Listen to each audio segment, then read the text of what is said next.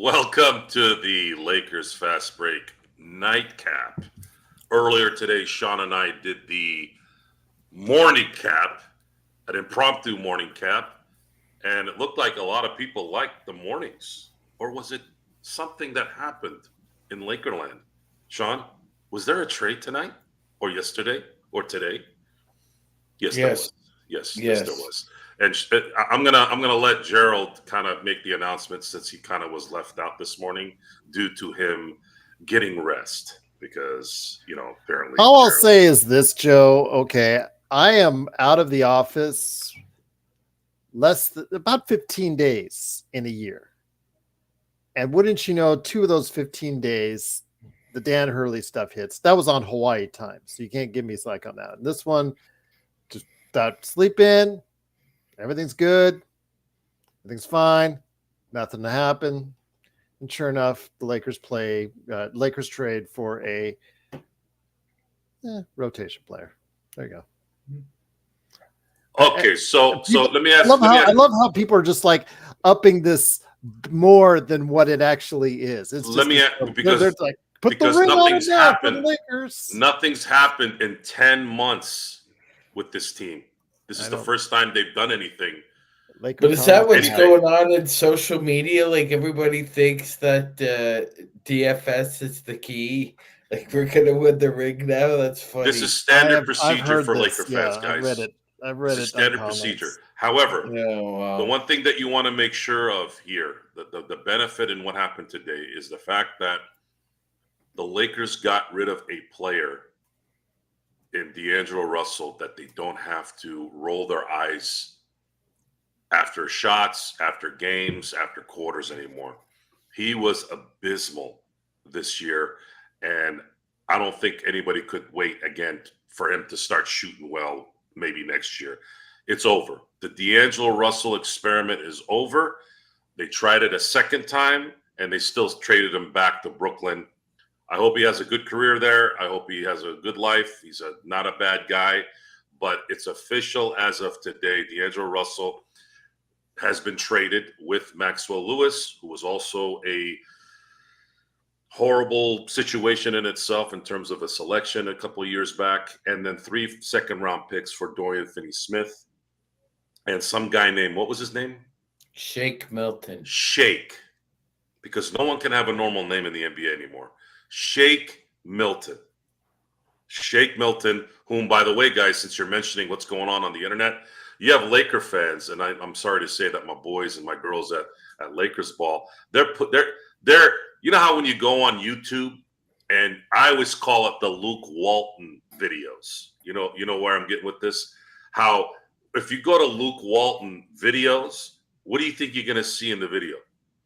You're going to see all the good stuff Luke Walton did, right? That's how it works. That's the beauty of editing. So now all you're seeing is, hey, guys, this splash or flash or what was his name again? Shake, Flash, whatever.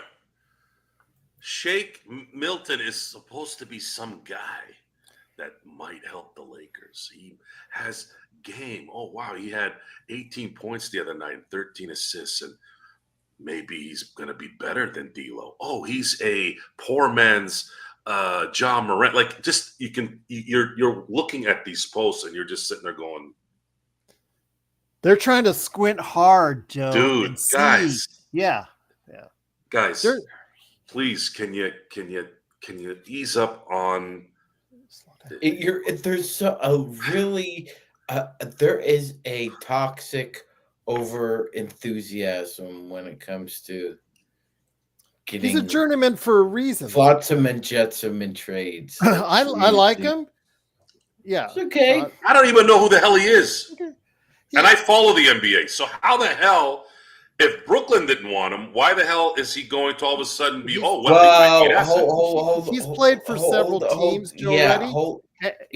And Sean called it already earlier today, and I watched the show earlier today. Great job, by the way, both you guys. Pat yourselves on the back. You did a great job, and Jamie too. Not a good defender at all, but can hit 39% right around there from 3. I know Dorian Finney-Smith is 42% from three, which Joe, as he says, the lights in LA bring it down by 5 to 7%.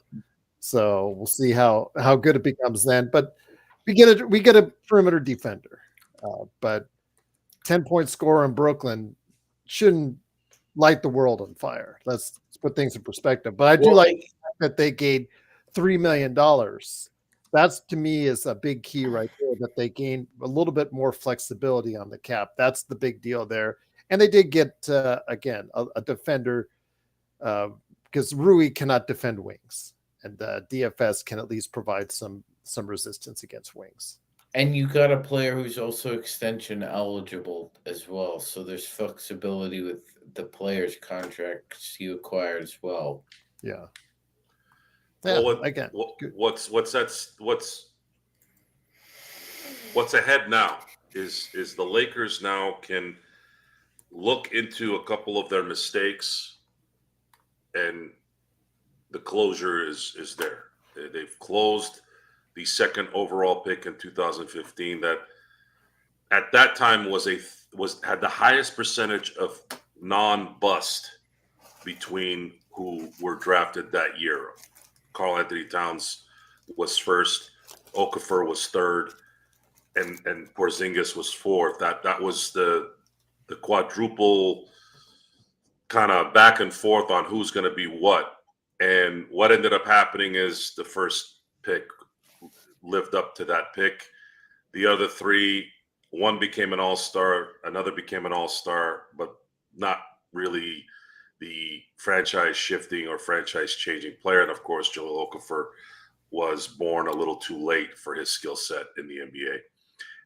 The Lakers, in terms of a financial situation, if you look at it from the financial, they took $30,000 below and turned it into 3.5 plus the 30.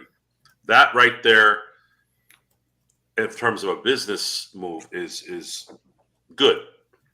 You get a player back in DFS whom I wasn't really high on and didn't understand why people were going nuts over. However, he can be the Vanderbilt now for this team with better offense, because I'm pretty sure at this point that I don't think Vanderbilt's going to be. And you're saying the bar's pretty low with the offense on Vanderbilt. Well, think about it. We're so going everyone, from a 4 to a everyone 10-point is score. Everyone is going nuts about Vanderbilt. Everyone's like, well, he can play defense and he's got that skill set. And we saw games 2 years ago where he was effective there. However, he's not healthy enough. If he's not healthy enough, then he's useless. So now you have a guy that apparently is the only guy in the NBA this year, I don't know if this statistic is correct, that's guarded ones and fives, 1 through 5. Is that true, guys? Or is that just somebody yapping on the internet? They just say he can guard 1 through 5. Are they reaching? Technically, Joe, the way they switch the NBA. No. Hold on, Joe. No, that's according to Spectrum Sport Synergy Sports, Joe. They're a legitimate. I understand, but in today's switching defenses, Magic Man, they end up playing 1 through 5, and anyways. How many times do we see D'Lo get caught with a center down low? Technically, he's trying to guard that center, but still, again, with the switching his pie is mostly 3 and 4s.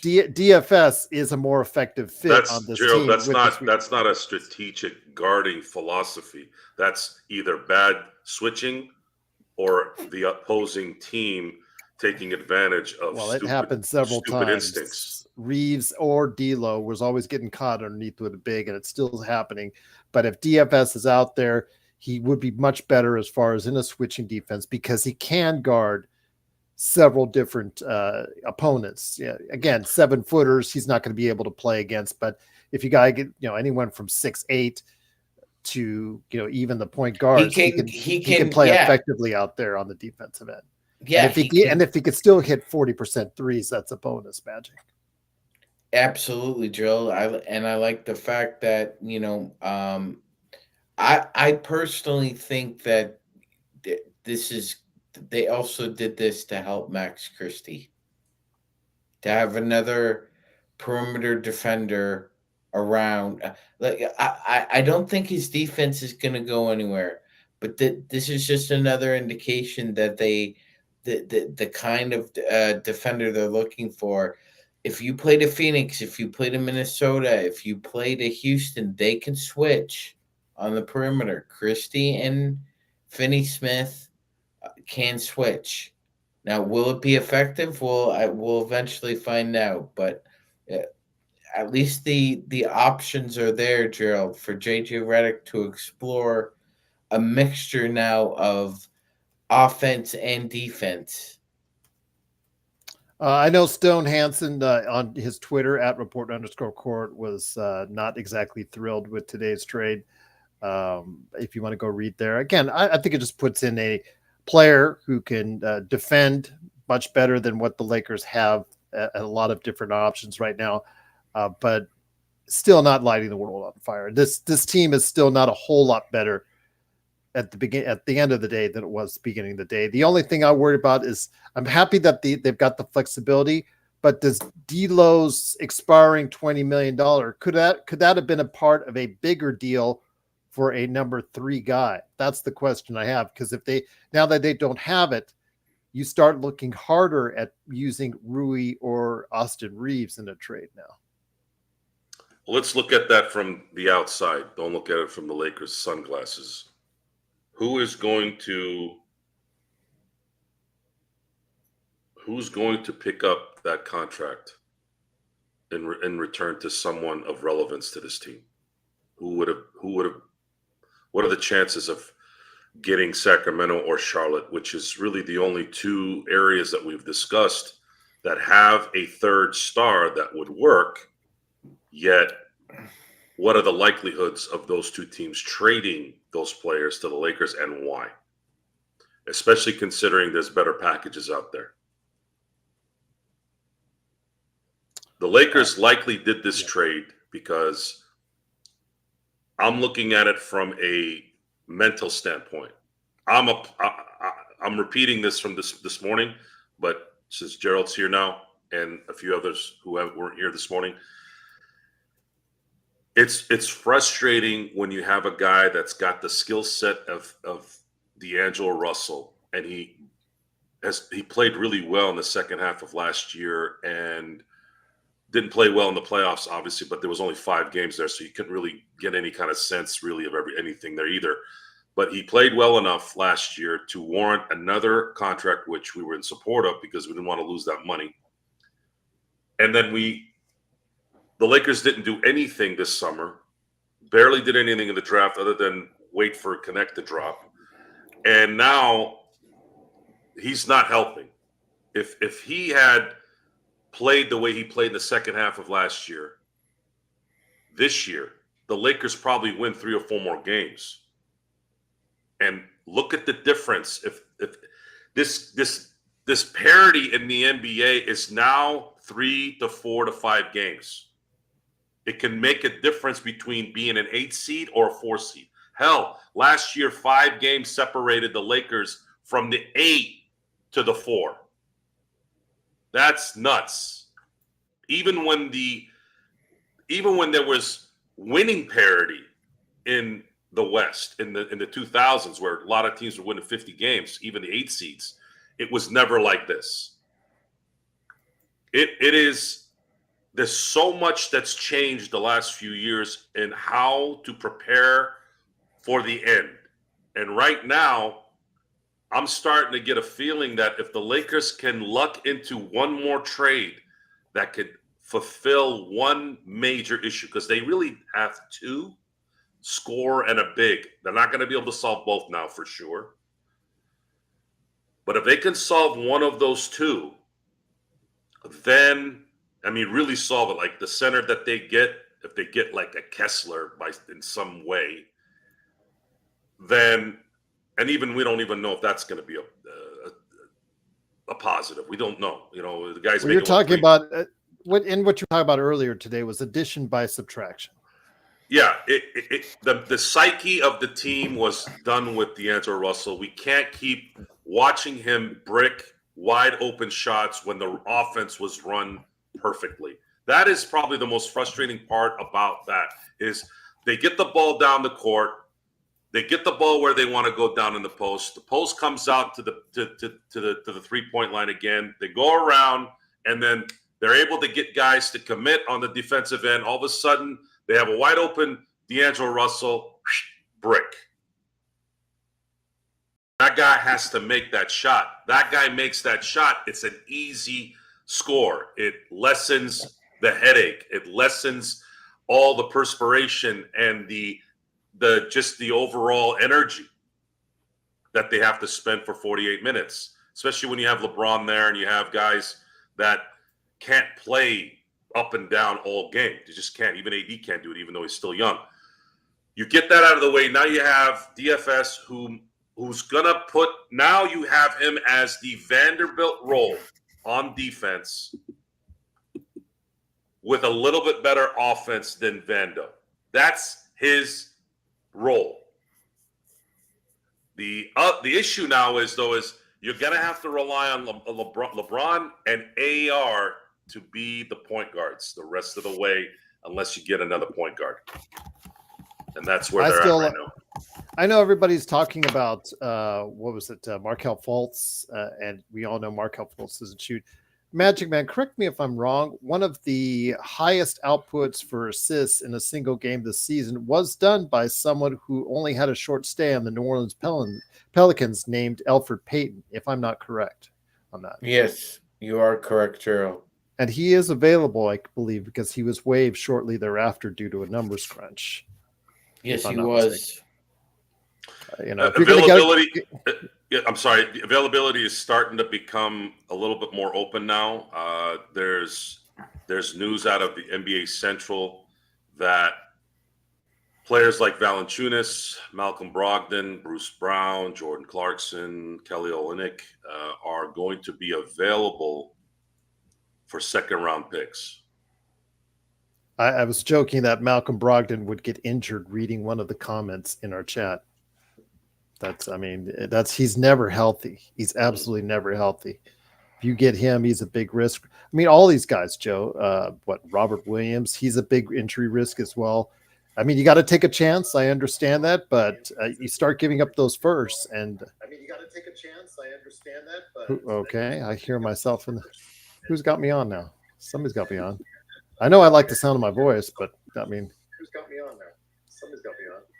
I know okay. I like the sound of my voice. Magic, is that what's going on here? That's Joe. Where? It's you. It's not me. It's you. I'm hearing stereo me. It's you. I mean, oh wow, it is me. yeah. I don't even It's think my you. wife would Random. stereo me. My goodness. It's you, me. So it's me. It's me. It's you, me. Okay, there you go. But How you doing? getting back, That's why I specifically put myself on mute to make sure you expose don't hear yourself. stereo me. No worries.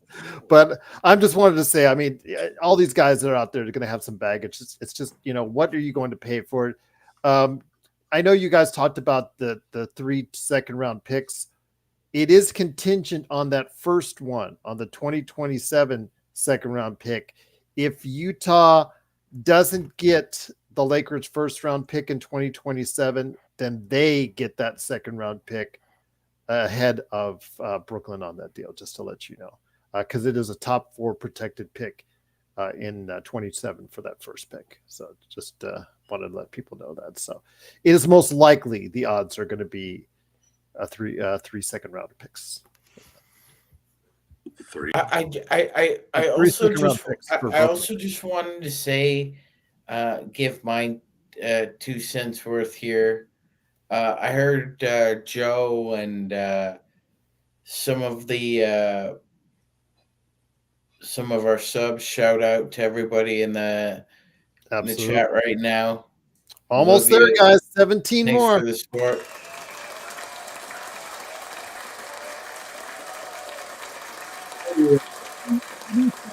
Very much. All right, that Joe. button? Appreciate it. Joe, turn Appreciate it off. As soon as he found that button, you knew it's just like a light went off. Oh my god, yeah, it's like a dog with a bone.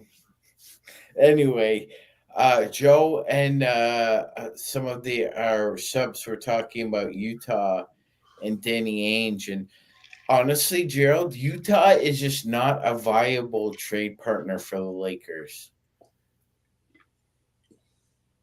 Like, if say you're Utah right now, yes, there's a lot of call taking in calls about your availability of certain people. But Gerald, they also want to get Jordan Clarkson off their payroll, and he's hurt. He is an old veteran now. Jordan Clarkson, drafted in the second round by the Lakers, is now dealing with plantar fasciitis. That being said, in order for them to really get rid of that contract, which is what Danny Ainge wants to do, they will have to absorb a bad one, which is like, so we're going to basically say, okay, you want to trade Jordan Clarkson back to the Lakers? Then you take Gabe Vincent or you take Jared Vanderbilt, and you're also taking JHS, and we get like a second round pick in return. So I don't think there's a lot of viability there or logic for Utah to deal with somebody like the Lakers. I just popped up on the screen. If you take a look out there, everyone, so you know exactly what was going on. I know Trevor Lane, he had to correct himself. The Lakers do not have an extra spot on the roster. It was a 2-for-2 trade. And as of right now, you see it. They still have the roster listed there as far as the components. As far as the individual roster pieces there. Shake Milton, hopefully he can become a roster player as far as someone in the rotation that can play consistent minutes. I think that's the best case scenario, that DFS becomes the defender we need, and then Shake Milton becomes a rotation player that we can count on coming off the bench. Am I worried, like a lot of other people have been talking about, how Dalton Connect's minutes will be impacted by this? If Dalton's shooting the lights out, he doesn't have to worry, but he cannot regress. He cannot struggle now. Because there's another guard that might be willing to take his shots for him. Because Shake Milton is also someone who likes his shots, likes to take shots, and will take those shots if given the opportunity. He's not consistent. He never has been, which is why he's floated around the league. But and of course his defense is very suspect. But as a guy that can get you some buckets and get you some offense, he does have that capability from time to time. So we'll look at it from there. But if you see, as far as the draft assets we have that's listed out there, that's what we still have left. We did, again, we're $3.5 million. This was a big key for me. We're now $3.5 million away from the second tax apron. So if worse comes to worse, I know that Trevor Lane, I heard him say that's something about, if you want to waive and stretch a Christian Wood or something. I still will not waive and stretch any of these expiring deals. I don't think that would be really smart. But if you want to, you have that capability now to do so.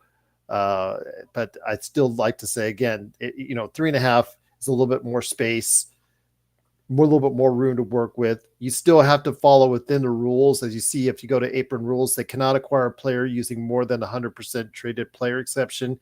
They cannot aggregate contracts at the post-trade salaries if they're above the second apron, and they cannot sign a player waive that had a pre-existing salary of $12.8 million plus. So that's not in a nutshell. There you go, right there. So Simmons, for instance, if he's dropped after the trade deadline, because Brooklyn can take off $60 million in salary this summer. So if Ben Simmons gets waived after the trade deadline, just to make him available for other teams out there, the Lakers, I don't believe, are eligible under that auspices as you see there to pick him up. So I just wanted to go ahead and clarify some things. I appreciate Bobby Marks for putting that up there. It's an easy cheat sheet and a cool guide. So if you do check him out on Twitter, I do recommend it, because I know ESPN, it's not for everybody, and we talk about that all day long. But Bobby Marks does put those things in very concise fashion for people out there so that they can easily understand it. So there you go. Bobby Marks is all right. Bobby Marks is all right. He tells some really hilarious and often sad stories about Mikhail Prokhorov's ownership of the Brooklyn Nets. Kurt has a great question. Kurt Affair, instead of a great comment this time that you have that gets us all laughing, you have actually a good question. He says, does DFS come off the bench then? He mainly played at the 4 or a small ball 5 with Brooklyn. Would you put him at the 3 alongside LeBron and have Rui come off the bench, or would you even dare put him at the 2, or what are your plans are for DFS? As far as what he can do on the defensive end. So before you think about where you're going to put DFS, Gerald, ask yourself this question. Mm-hmm. Do I continue to start Max Christie? Well, I think if you ask Lakers Nation right now, they would say somehow you got to try and figure Max Christie into the starting rotation. It's just like if you took out Dalton Connected when he was playing hot, when he was scoring, 20, 37, stuff like that. You can't take out the guy when he's playing really well, especially these younger kids, because it really is a blow to their confidence. So you're going to have to figure it out. And they've won 5 of 6 with him starting. So he probably won't start against Cleveland. He's probably not going to start against Cleveland, but this is down the road. What are you going to do, then? So I think, I think your starting 5 should be AR, Christie, DFS, LeBron, AD. So Rui's on the outs because Rui has such a hard time guarding wings. DFS is a better matchup for wings. Yes, and also Gerald, Rui has not been discouraged by going to the bench either. Okay. Joe, do you concur with that? Let us know what you would do with DFS. Gonna have to see him play with this team first before I decide on whether he's going to be a starter or a bench guy. If this He'll guy come off the bench first. If he's going to be a 1 through 5 defender, you're going to have to put him in regularly. I don't know if he plays well as a bench guy. I don't know if he's going to play well with LeBron and AD. I don't know. I'm indifferent with this trade in terms of what it will, in terms of what it will flourish. I do like the trade, but I'm looking at it more from a relief standpoint than Well, you mentioned it as far as, again, addition by subtraction when it comes to D'Lo. But funny how, 2 years ago, a little over 2 years ago, Minnesota traded away D'Lo to the Lakers, in essence, for the same reasons, because they were a better team with him sitting on the bench than on the court.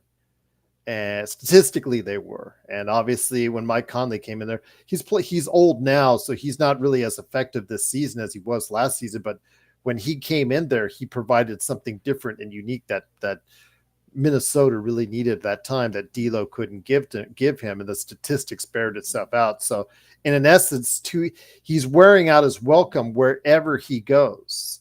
Brooklyn, Golden State, Minnesota, the Lakers twice, the Lakers at least once, and then now heading to Brooklyn again. We'll see, though. Do you think he'll be traded again? Do you think he'll be waived at the trade deadline? I know that Brooklyn really wants to keep that salary to get $60 million off that books. Oh yeah, he's definitely not going to be in Brooklyn at the end of the year, and they don't have to sign him. They're going to be so far below the cap. They're going to drop.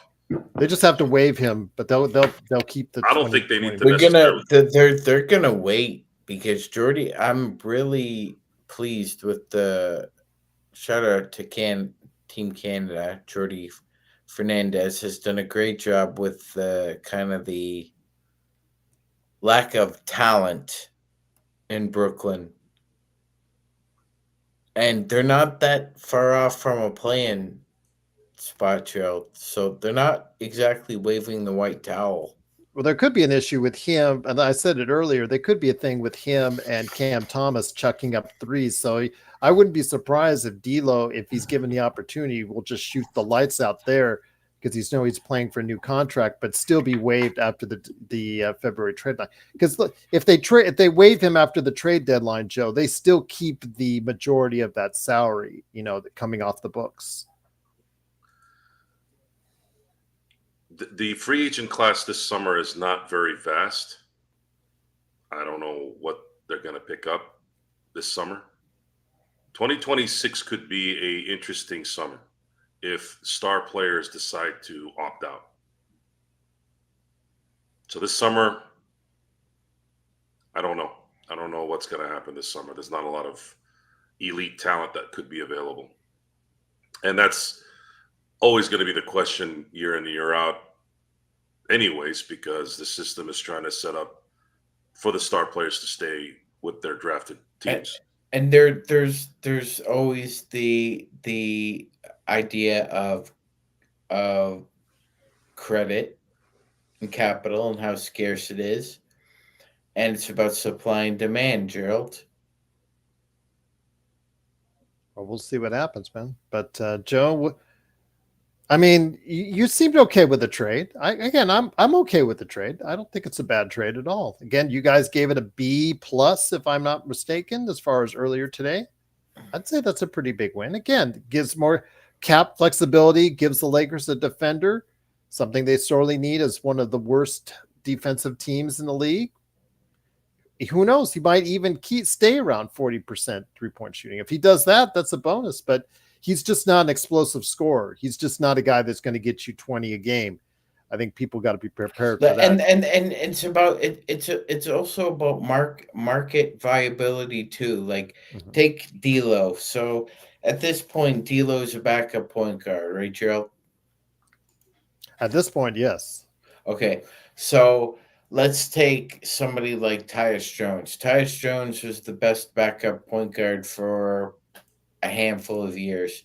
When he went to free agency in the summer, Gerald, not a lot of nibbles for Tyus Jones, and eventually had to sign with the Phoenix Suns.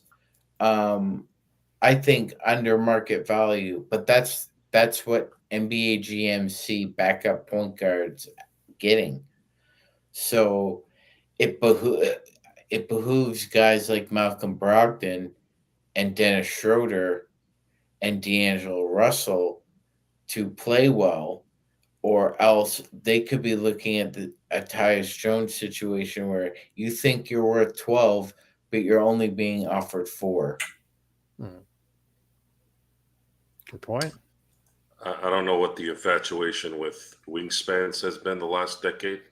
Folks, I don't care how wide a player's wingspan is.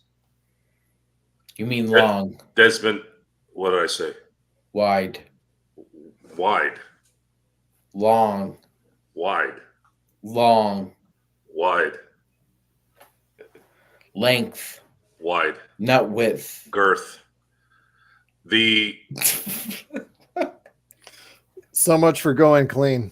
the Desmond Bain has a 1 foot long wingspan, and he does pretty well.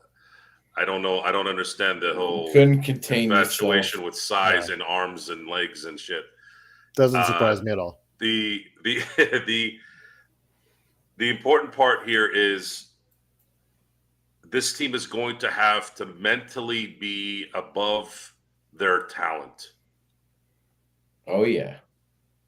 And this was the step in the right direction because you had 2 players that you traded that do not have the mental fortitude to focus or play the way they needed to play to benefit this team.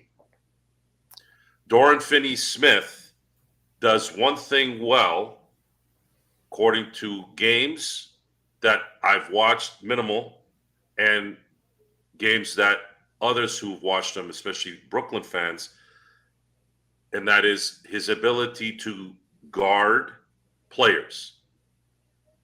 There's always a benefit there. And you got that in return in getting rid of 2 players that were just not fitting the bill at this point. 3 second-round picks. The early information on why the Memphis deal fell through was Brooklyn was not content with, I think it was protected up to 18 is what the report was.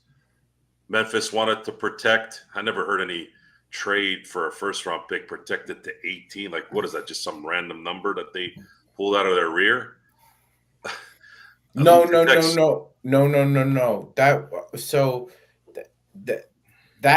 That would mean that Memphis would have to defer the pick if they did not finish top 6. You want to know something else, Sean, that I'd like the NBA to stop doing? What's that, Joe? This is something I would support. If you trade a first round pick, you trade a first round pick. It's gone. That's it. This swap crap, this Swap protected at 19 and a half in case some infant falls from the sky. Like, dude, it's enough. Like Okay, the microeconomics of this crap, Joe, is just who beyond put this me. together? The lawyers? Beyond me. Never, ever let a lawyer draw up a contract. Ever. Because they want to draw up the most confusing, most page-induced agreement you can possibly have so that they can have money. Interesting enough, I guess it makes sense considering David Stern and Adam Silver are lawyers. I don't think is Rob Manfred a lawyer? I don't know. Is he, Gerald? I know I'll look it Goodell up. isn't. I'll look it up. I know we all know Adam is. So And that's something that I wish. And there's a lot of talk in baseball about oh my God, the deferring and look at the teams can look. Let me be honest with you guys. he is a lawyer, by the way. He is, yeah. They're all lawyers. I know. Anytime something doesn't work for someone, right away it's we need to change it. This is why I have so much disdain for Greg Popovich and Mark Cuban and the Dan Gilberts of the world, because all three of those chumps never complained when the system was working for them. The second somebody outplayed them in the same system, they complained. I have a friend of mine who doesn't know sports very well, and he doesn't care. He knows sports, but he doesn't watch sports. When I would talk ill of Mark Cuban, he thought it was something that was political. I go, no, you moron. I've known of Mark Cuban for 20 plus years because he's the owner of the Mavericks. I'm a sports guy. The league, you know what I'm talking about, right? I Yes. go, the reason why I don't like Mark Cuban is because he's a two-faced person. That's what he is. What do you mean he's a two-faced person? I said, and I gave him the example of the CP3 trade. I gave him the example of how irritated he was with the fact that Pau Gasol went to the Lakers. Greg Popovich was more sour about that, and that's when I started attacking Pop. Of course, when you talk about Pop now, he's making it even worse with his whining, political stuff or whatever's going on that has nothing to do with basketball. I'm like, dude, just go home. Just go home at this point. You're sitting there. Your league already got shellacked 4 or 5 years ago because of social stuff, and then you keep bringing it back. Dude, if you got a problem, go on some show, retire, go on some show, and do that for a living. We're trying to pay attention to basketball here now. And that's the point. The point is the teams that you are battling against, they're upset. They're not happy. The fan bases are not happy. And for some reason, people attack success, and this is the result of it. But as long as they make their money, right? Hold on a second here. Let me see. Junior Santos. What did Junior Santos say here? Come on, Joe. You barely knew that about Mark Cuban. Barely knew about what? More about Mark Cuban. He's laughing. He's laughing. Oh, is it a sarcastic comment? Yes. Good one. That's a good one. Sometimes you can't gauge tone on here, guys. So thanks for clearing that up. So Intel Wild, what did he say here? Girth, Lakers fast break, bigger, longer, and uncut. Well, uncut is not necessarily true on my end, by the way. Just for the record. Let's see here. Where'd Gerald go? South Park, bigger, longer, uncut. Yeah. That's a compliment as far as I'm concerned. Well, For there's a being- scene. There's a scene.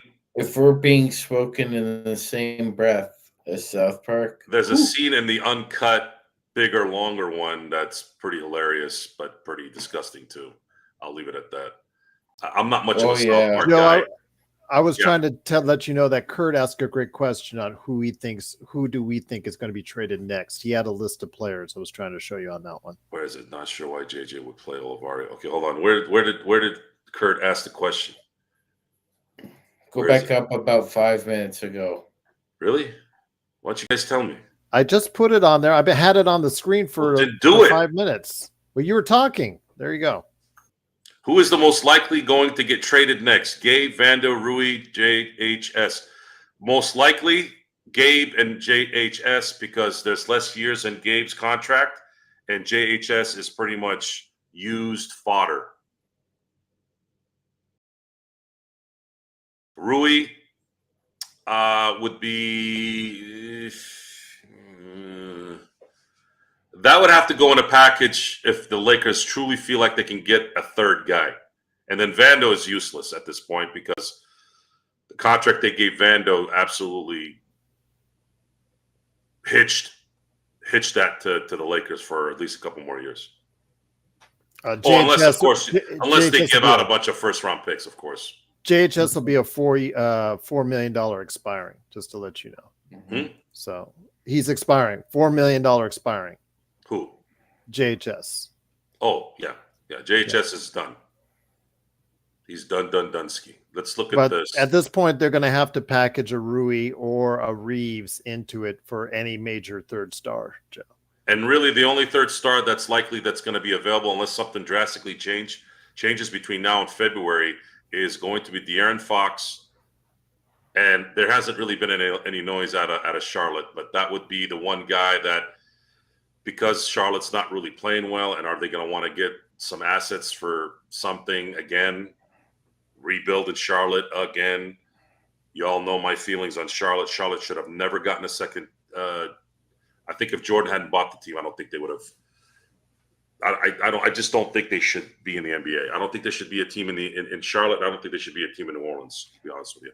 Those aren't good markets for the NBA. Those are college North smack dab right in the middle of the Carolinas. That's NASCAR country, college country.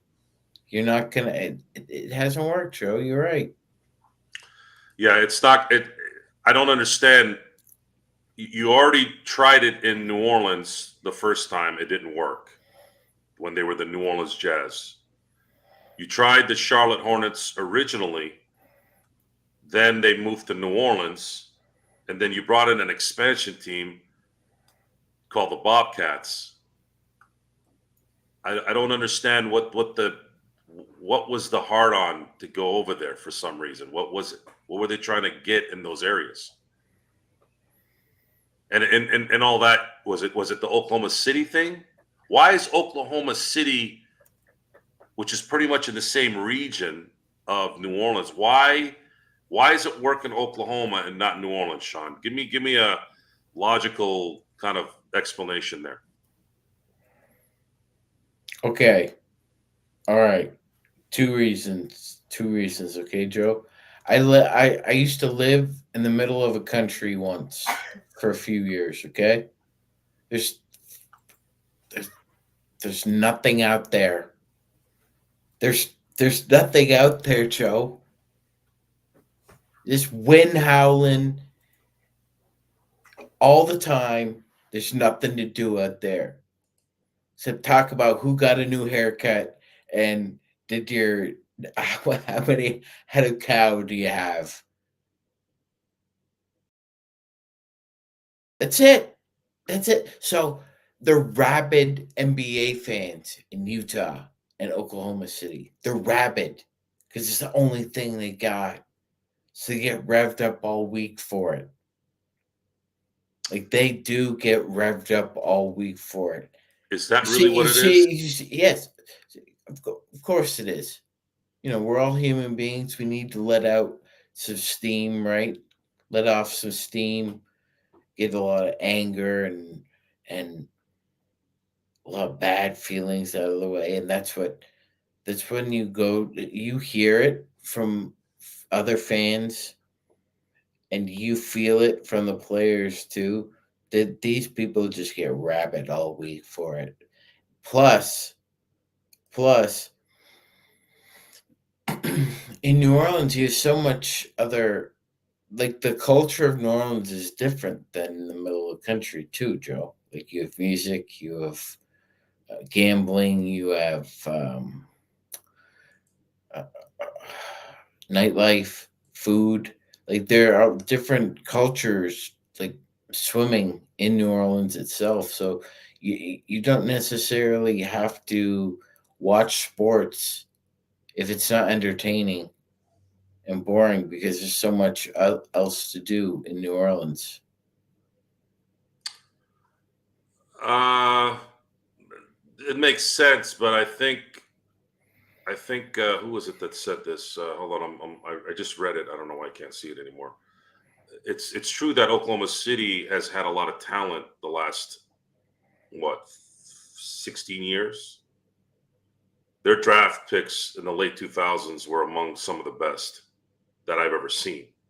They drafted Durant, they drafted Russell Westbrook, they drafted James Harden, they drafted Serge Ibaka. These guys, Presti was absolutely masterful in his selections. Oh, you could almost say he was Jerry West-like in these draft picks. But Jerry West never really picked like this. His talent was more getting people to come to LA and also finding hidden gems. So you could honestly say that Presti's probably been the best player personnel, general manager / VP, whatever you want to call him, of the last quarter century. He drafted 3 Hall of Famers in this run, and Shai Gilgeous-Alexander could be number 4, and if Chet Holmgren lives up to his expectations, he could be number 5. That's a hell of a run for someone in Oklahoma City. Now, as far as the NBA and who's available and all this stuff, we'll talk about. There was a question about. Let me see if I can bring it up here. I'm sorry, guys. When the host is doing the show, it's hard to catch up to all the questions, but I'll try to do my best. There was a question about. I think JY asked it about De'Aaron Fox. Will the Lakers go after De'Aaron Fox after his contract is over, which is going to be in 2026?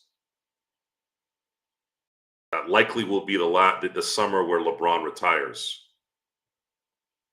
Is De'Aaron Fox the guy you got to go get? I'll tell you what, guys. If that's the only guy there,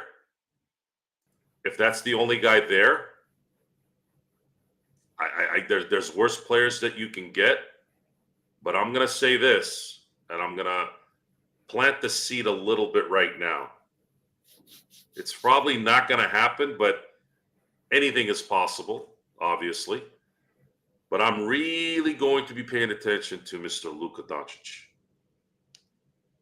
because he's a free agent in 2026 should he want to opt out. That could get interesting. If you think the Lakers are big now, the tail end of LeBron's era and AD, imagine in 16 months from now, if Luka says, I'm not signing an extension with Dallas, holy crap. You are going to have a summer of fireworks. Yeah, exactly. Because when Luka was drafted into the NBA, the owner was Mark Cuban. That owner is now Adelson, not Cuban.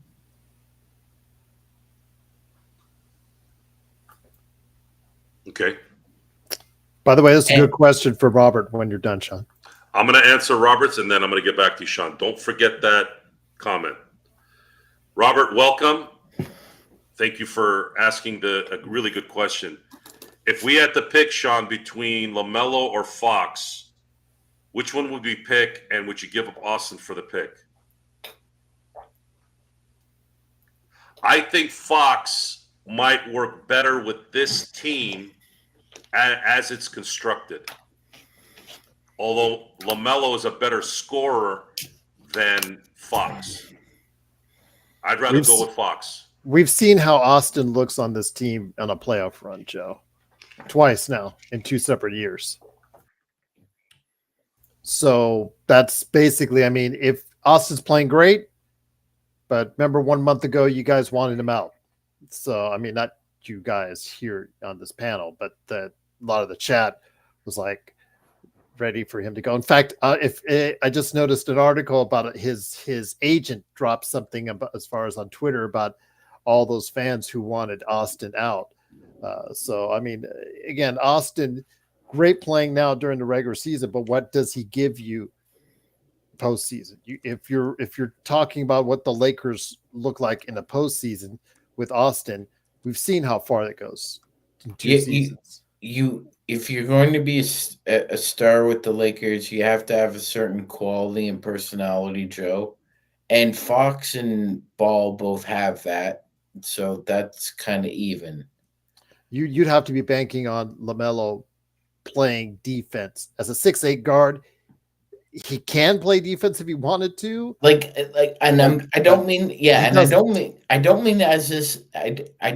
this to be disrespectful in any way, shape, or form. Because I respect the game and his level of productivity, his ability to score. But LaMelo is who he is at this point, and he's very good, at times excellent player. I don't think De'Aaron Fox has reached his potential yet as a player. He's clutch. He is very timely with shot selection. He plays with a high IQ at a high octane speed. And like Joe was saying, he fits both the present and the future. But LaMelo is younger by 4 years, I think. I think so. Fox and just turned 27. And he's a better playmaker. I'm just giving you the either or, but I think I'm He's agreeing with you a little playmaker. bit on De'Aaron. Yeah. I think I'm agreeing with you on the De'Aaron, but if I'm looking at this from the other end, I would say if I'm trying to sell you on LaMelo, I would say he's younger, a better playmaker, does have the ability to be just as explosive a scorer. I was joking last night when talking about the look LeBron would make if he shoots 30 times in the game, like he does currently with Charlotte. But he does have the chance to be an explosive scorer, just like De'Aaron Fox does, but is a little bit better playmaker. While De'Aaron, it would be better on the defensive end if they're both focused and actually want to play defense. Which hopefully in the playoffs. I just don't. I see what I see with De'Aaron Fox is I see someone who doesn't use a lot of energy when he does the things he does. LaMelo, he's got to press a little. He's got to shoot. He's a volume shooter.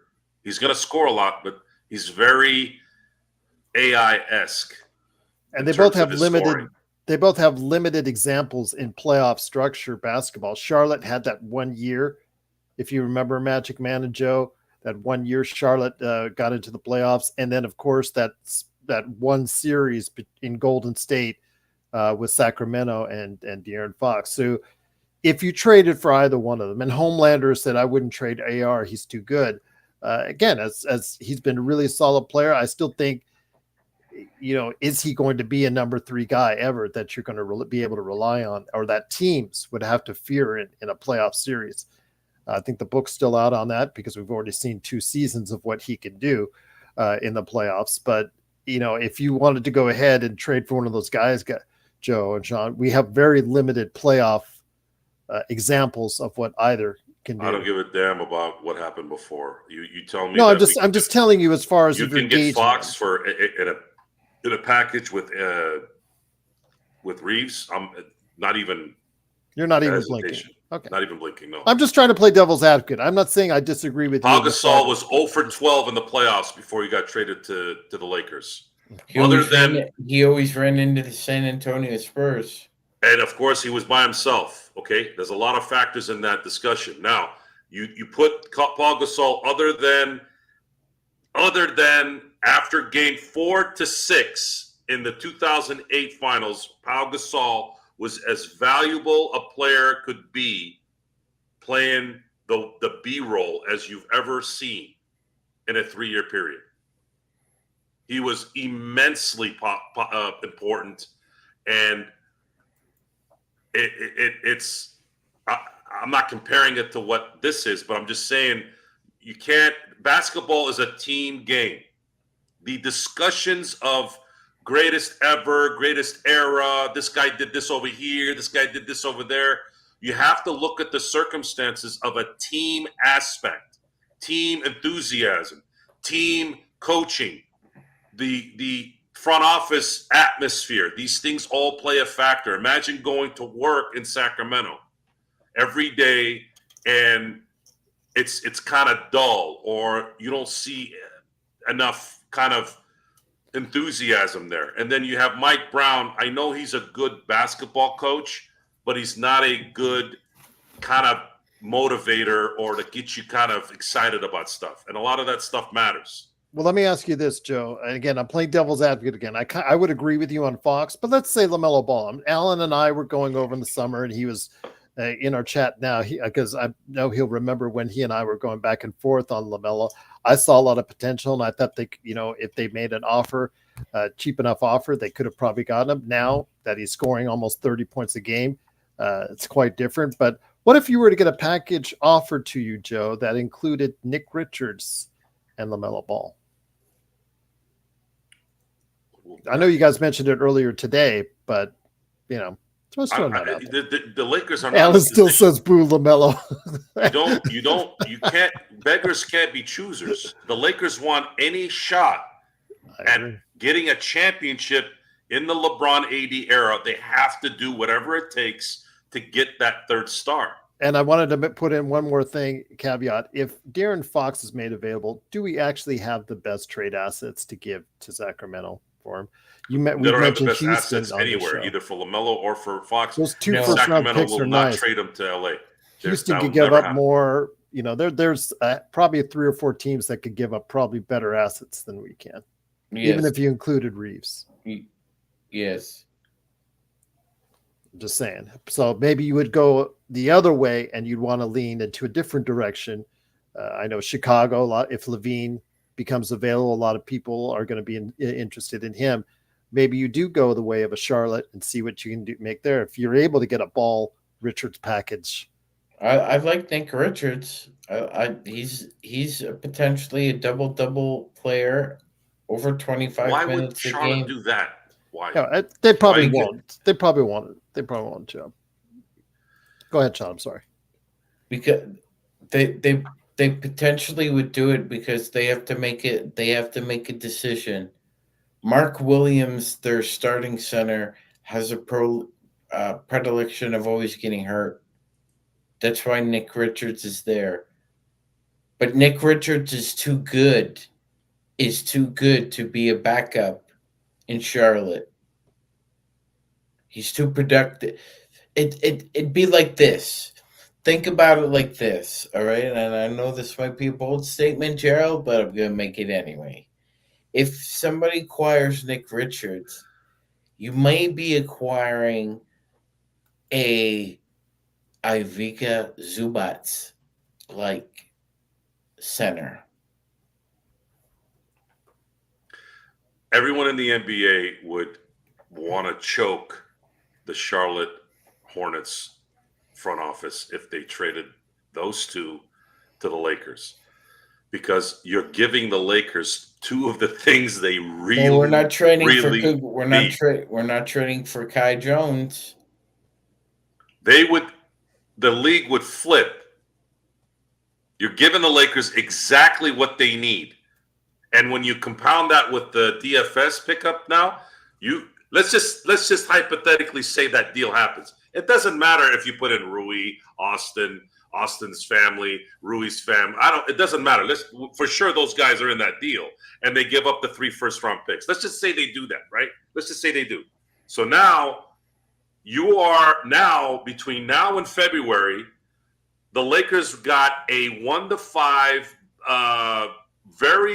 let's say, good defender, right? Someone who can come off the bench or start depending on the situation. Then you give the Lakers the third star in LaMelo, who can average 30 points a game. And then you give them Nick Richards on top of that to be your center. Your backup center, yeah. I mean, come on. Thank you. You would the earthquake in the NBA would be catastrophic. Yeah, you know what, Joe? If all that happens, let me tell you something. If all that happens, we're gonna get a lot of crap for this, Sean. By the way, people are We're gonna now we're gonna get posts. Oh my God! Sean said that the Lakers are gonna get LaMelo Ball now. What an idiot! Oh my God! But that's the thing. This trade today, guys. This trade today, it makes it a lot harder to do so because of the expiring contract, $18 million being out of there. I know Joe, again, addition by subtraction. I can't say I fault him for feeling that way, but you traded for DFS and whatnot. Just making a package now for a third star, whether it's someone like LaMelo, someone like De'Aaron, or someone like Levine, or just someone that's going to be more than a rotation player for us, that makes it a lot harder without that expiring big contract. Yes, it does. Kurt, yeah, every point laid down, my friend. Yeah, that was good. That's a good thought because he put that in the chat. So, by the way, Ox keeps putting in there 50 likes, and Intel drops a $50 super chat. So, if you do like what you see, welcome. Truly appreciate you joining us. Joe, I like that we have a big crowd tonight. I know it's a Sunday, but we didn't put any clickbaity stuff, even though the stuff that we put this morning was legitimate, but it's still attention-getting. But we didn't put any attention-getting comments or subject lines, and we still have a pretty big crowd. For those of you that are here for the first time, please like and subscribe, because we are going to make it our duty to make sure you don't get tricked to watch the show. There are really two ways this is going to go. Either you can't stand us or you love us. And that's just how we like it. But either way, they keep on listening, Joe. If they want to listen, if they want to have the Howard Stern effect, where what did they listen for 3.5 hours? If they don't like you, they only listen to you for 45 minutes. If they like you, that's totally up to you. And we like to talk smack. However, I know you guys have noticed, I think I've only said the S word in a small tone a little bit. And then Mr. Grice has been in silence with his. We're trying to make this a little bit more car friendly. What does that mean, you're probably asking? What is car friendly, Joe? Does that mean you think we're going to trade for Giannis? No, that's not what I mean. What I mean by car friendly is there are a lot of folks out there that like to listen to the podcast in their vehicle. And a lot of times they're listening to the show, taking their kids to school or picking up their kids from school. And the last thing they need is to be going home and getting ready to go eat dinner with little Timmy and little Susie. And all of a sudden, my dumb, going, oh man, F this C word, S word, W word, and F word. I know it feels good, but we gotta think of the children. He came to this epiphany all by on his himself. own, everyone. Not all by nothing by me.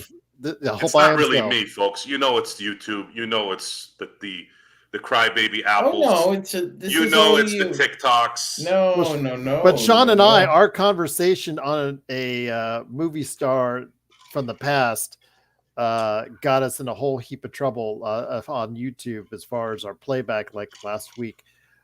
We didn't even actually were saying dirty words. We were just talking about a movie star from the past, and that got the ad cut. It went from just normal to limited as far as that right away is because of the content that was said on that show. And I'll just Gerald, what movie star would that have been? What do you think? Which one, my friend? Why do I keep seeing this name? Holmes, and then we're not talking about Sherlock. Is that what playback got? That's why I never say his name, Holmes. He don't respect nada. Yes. So why did you take that thing off the screen? Oh, I'm sorry. What was the hell are you doing over there? Jovan Buha, LOL. Who is this guy? Why do I keep seeing this guy's name? But he's the writer. He's the Lakers writer for The Athletic.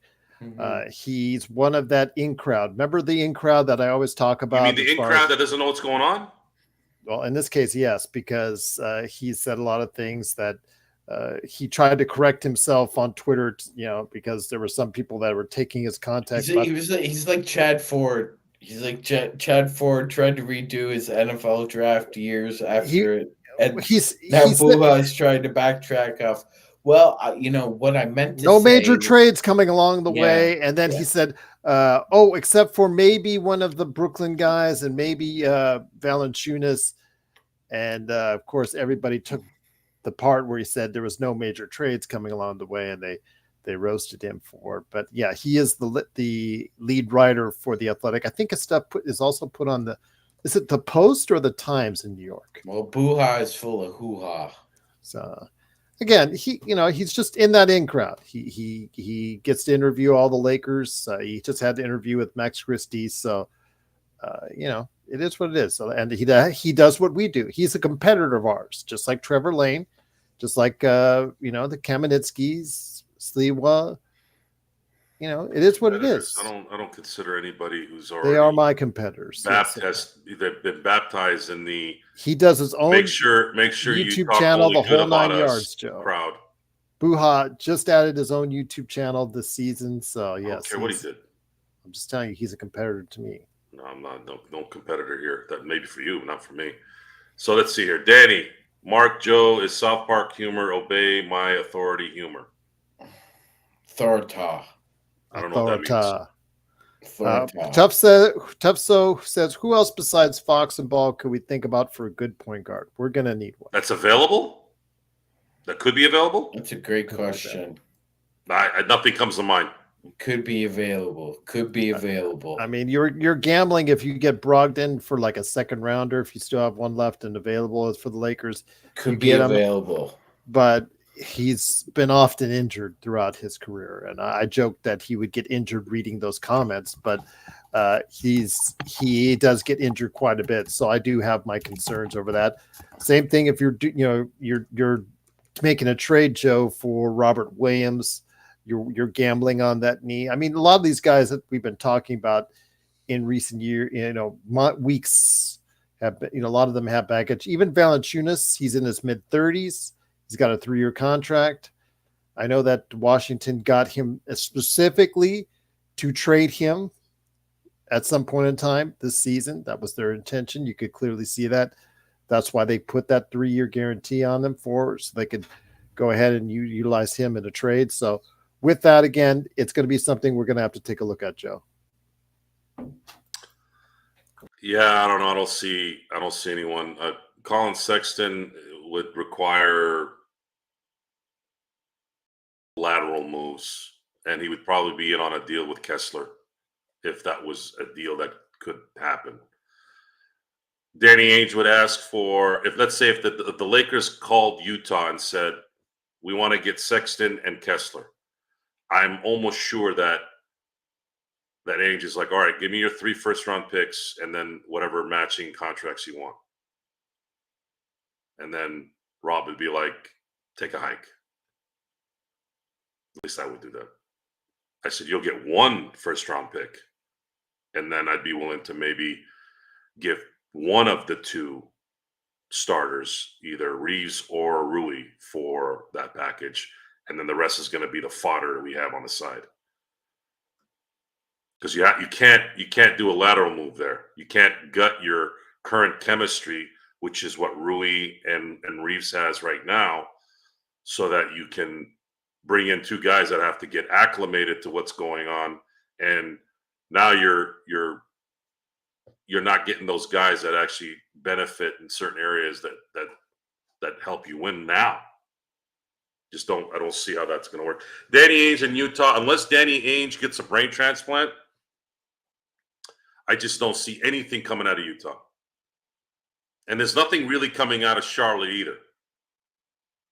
There's nothing coming out of Charlotte. I don't know if Charlotte wants to give up the one guy that they have on their team that sells tickets. I just don't know I have no feeling there on that. De'Aaron Fox will not get traded to LA because Sacramento won't do that. Even if they had the right package, I don't think they do it. Because it's very rare that teams will trade their star player, hell, not even in the same conference, in the same division, and the team that you hate and the team that just swept you. No chance. You want De'Aaron Fox, and De'Aaron Fox doesn't sign an extension. Oh, and that's the other thing. If De'Aaron Fox gets traded this year, which I don't believe he will, I'm pretty sure, and this is why he won't get traded, I'm pretty sure the team that acquires him, unless it's like a team that's a De'Aaron Fox away from being a contender for the rest of the next 5 to 10 years, which there really isn't. Maybe Orlando, maybe. I don't know. But they're going to ask if he can sign an extension because they're not going to give up all the talent and draft picks and then have him leave in 18 months. That's just not going to happen. I think he's going to test the market. Unless it is, wow, okay, I'm going there and we're going to be competing for a championship for the next decade. It's a lot of working parts here, man. It's a lot of working parts. But that's where they're at. So where are we at now? Good crowd tonight, though. Again, thank you for joining us. Truly appreciate it. Good crowd, everyone. Thank you for being here. We are, let's see, let me check my numbers here. Is Intel still here? He's been very quiet, so maybe he's... Rui, Austin, Gabe, and 2 picks, works for LaMelo and Richards. Yes, Robert. Yeah, that would work. But that's almost like Charlotte going, all right, we want the Lakers to have a chance at winning a championship deal. They're giving, well, with LaMelo, it could be a situation where they're tired of him, like the Lakers, like you were, of, and me to an extent as well, but mainly you were tired of D'Lo. If LaMelo gets traded, it's because Charlotte as an organization wants to do something different than LaMelo Ball. It would be clear. That'd be a clear message.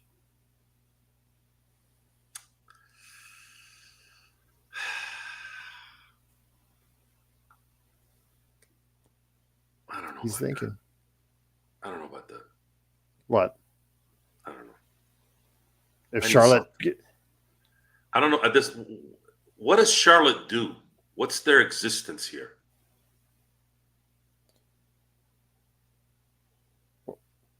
Good, You're Magic. on, Let me you're get you on on. mute. I got it, Magic. Okay, got you. Go ahead. They are sponges. But when does it stop? Leaching? When Leaching did they never stop? leaching never stops until there's no blood left, Joe. Does ownership in Charlotte, which is fairly new, right? They just bought the team from Michael Jordan, what, a year ago? I don't think It's Mitch changed. is the GM anymore, guys. No, he's not. By the way. He's not. Mitch is not the GM, and that's if Mitch was, we'd be like, well, there's nothing to discuss at this point. But what is the what?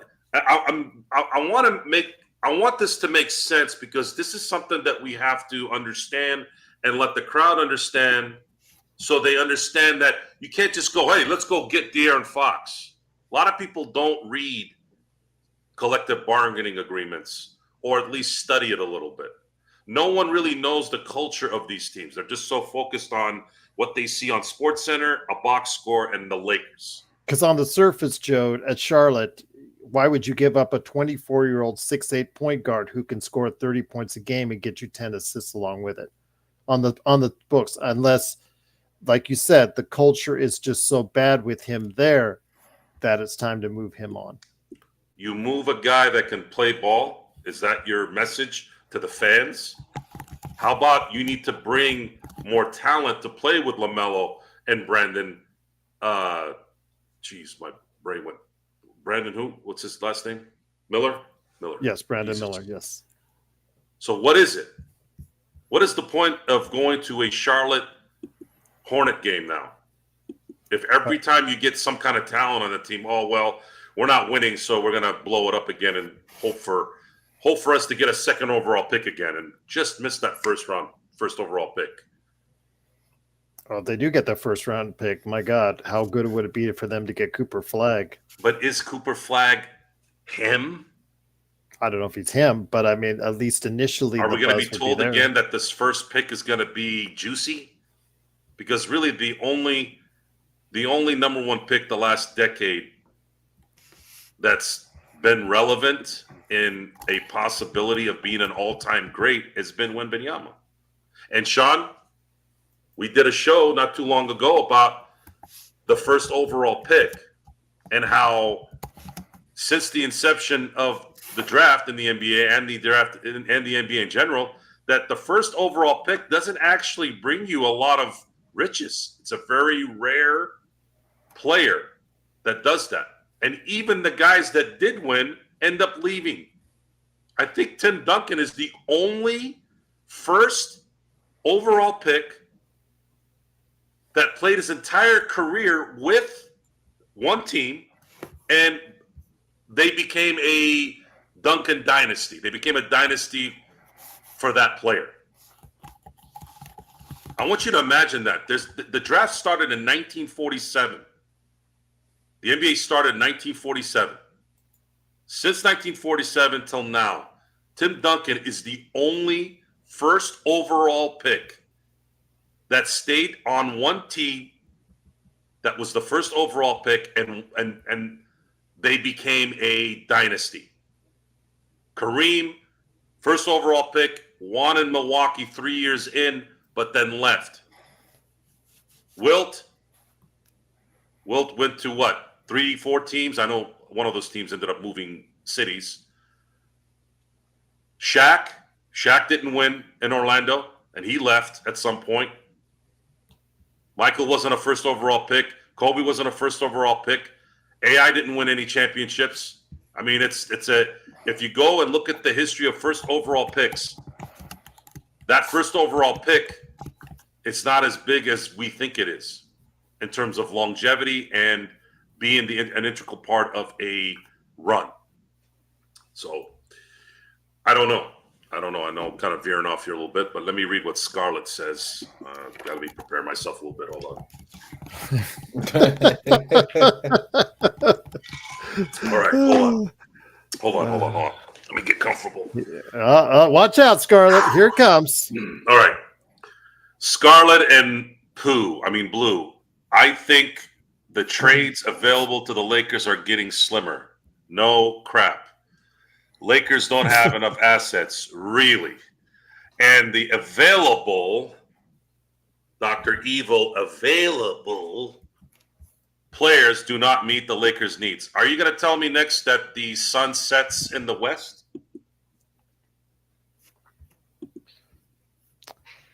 I mean, you're telling us the obvious, Scarlet and Blue. Are you going to tell me that Sean is dashingly handsome? Come on. Come on, Scarlett. I know I kind of chastised you about 10 minutes ago, but I didn't think you were going to come with this regular oatmeal with no sugar in it. Come on. You gotta do better than that. Do better. Shoot, here's Darren now. Hold on. Let me see what Darren has to say. Hold on. Let me do another drink. Oh, it's so good. All right. Darren. If we had assets, we pull, not need to make the trades. Okay, Darren, you have to stop typing with two fingers and your other hand doing other things. Come on. All right, I'll give you another shot. You wrote something else. Oh, your browser history. We would not need to make the trades. Again, single A ball at this point, guys. Come on, you can do better than that. Let's see here. Scarlet Blue. Okay, now they're coming with the ammo. Hold on. It was in answer to Danny. Oh, okay. Okay, it was an answer to Danny. So he's blaming Danny. Okay, I'll give you that one. Yeah, Mitch Kupchak stepped down last summer from Charlotte.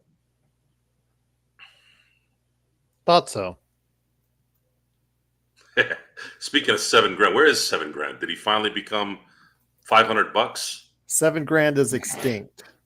There you go. Is that what happened? Yes. Scarlett is the new $7,000. That's pretty good, Mark. Where the hell are you, Mark? Are you still at the beach? Hanging with the ladies? Anyone? So Joe understands the I wonder oblivious how many better. of those I wonder how many of those beaches are clothing optional. We'll have to ask Mark next time he's on. I thought we were gonna. Hold Never on, mind. hold on. This is getting good now. Scarlet and blue. I don't really pay attention to Joe much anyway. He is like a kid on Ritalin. Joe, do you think you have you think you're undiagnosed ADHD? ADHD? No, I couldn't be ADHD because I've known in my circles for staring at people while they talk. ADHD people don't. ADHD can't look at people while they're talking. They're too busy doing this. I think you mean autistics, but okay. I mean, I was exaggerating a little bit, but the point is, do this when you're talking to someone. How often do they look you in the eye while they're listening? Not very often. No, ADHD can't. I'll sit, let's say, on a couch, and someone's speaking, and I'll be like this.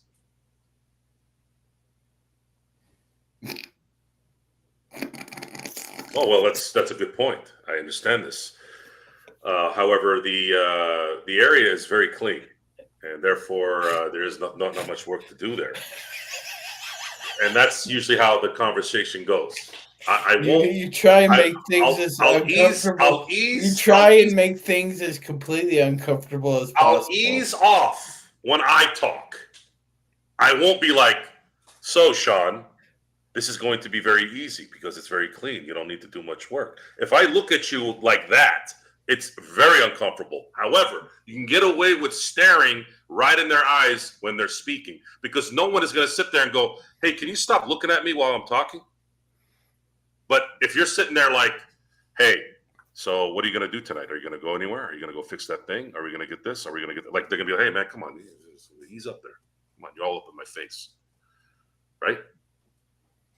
ADHD is an excuse for why people are bored to listening to you. If you make things more exciting, that's why being around people is usually not good because it's the boredom. George Carl talked about this, and that guy was coked up to the rafters. I don't do drugs, and I understand it. I could understand it if he's on speed or whatever, right? He probably just couldn't handle himself. Me, I'm a pretty calm guy in a normal setting. So ADHD, sorry, folks. Joe, when's the last time you had real road rage? There was a guy in a parking lot at the mall. There was a punk kid. And I remember I walked out of the truck kind of like, what the hell happened? And you could tell he slowed down when he saw me come out. And then the conversation got a little bit nicer. I think he was expecting to throw his shoulders up a little bit. And I knew that too, by the way. That's not the first time that's happened. I got out of the car kind of like, I'll act confused. And that's even worse because if I came out guns a-blazing, it kind of gives you a little bit more of the, oh man, this is one of those guys. No, I come out confused, like, what's going on? What do you want? Oh, yeah, I gotta go. There's nothing worse than fighting in public, by the way. The best one I had, the best little kind of, I don't know if it was necessarily road rage, but it was in the parking lot again. I don't know what it is about parking lots, but this one guy wanted to throw down, and I knew that wasn't the first time he tried to act like a tough guy because his girlfriend or his wife or whatever, she's like, come on, let's go, right? While he's yapping at me. And I looked at her, I looked at him, I had a really nice watch on, and my truck was right there. So if something was to happen, my truck would have probably got dented, my watch would have broke, and that whole process started right like in a 3-second decision-making sequence. I'm like, I'm just gonna go back in my truck. And of course, he was very happy with himself. He thought he called me down. Oh, are you gonna run away, dude? You're gonna run away, man? You're gonna run away? And I'm just sitting there going, yeah, I'm gonna run away. Yeah, those instances are few and far between because I am an adult, an immature one once in a while, but I am still an adult most of the time. And yeah, people have issues.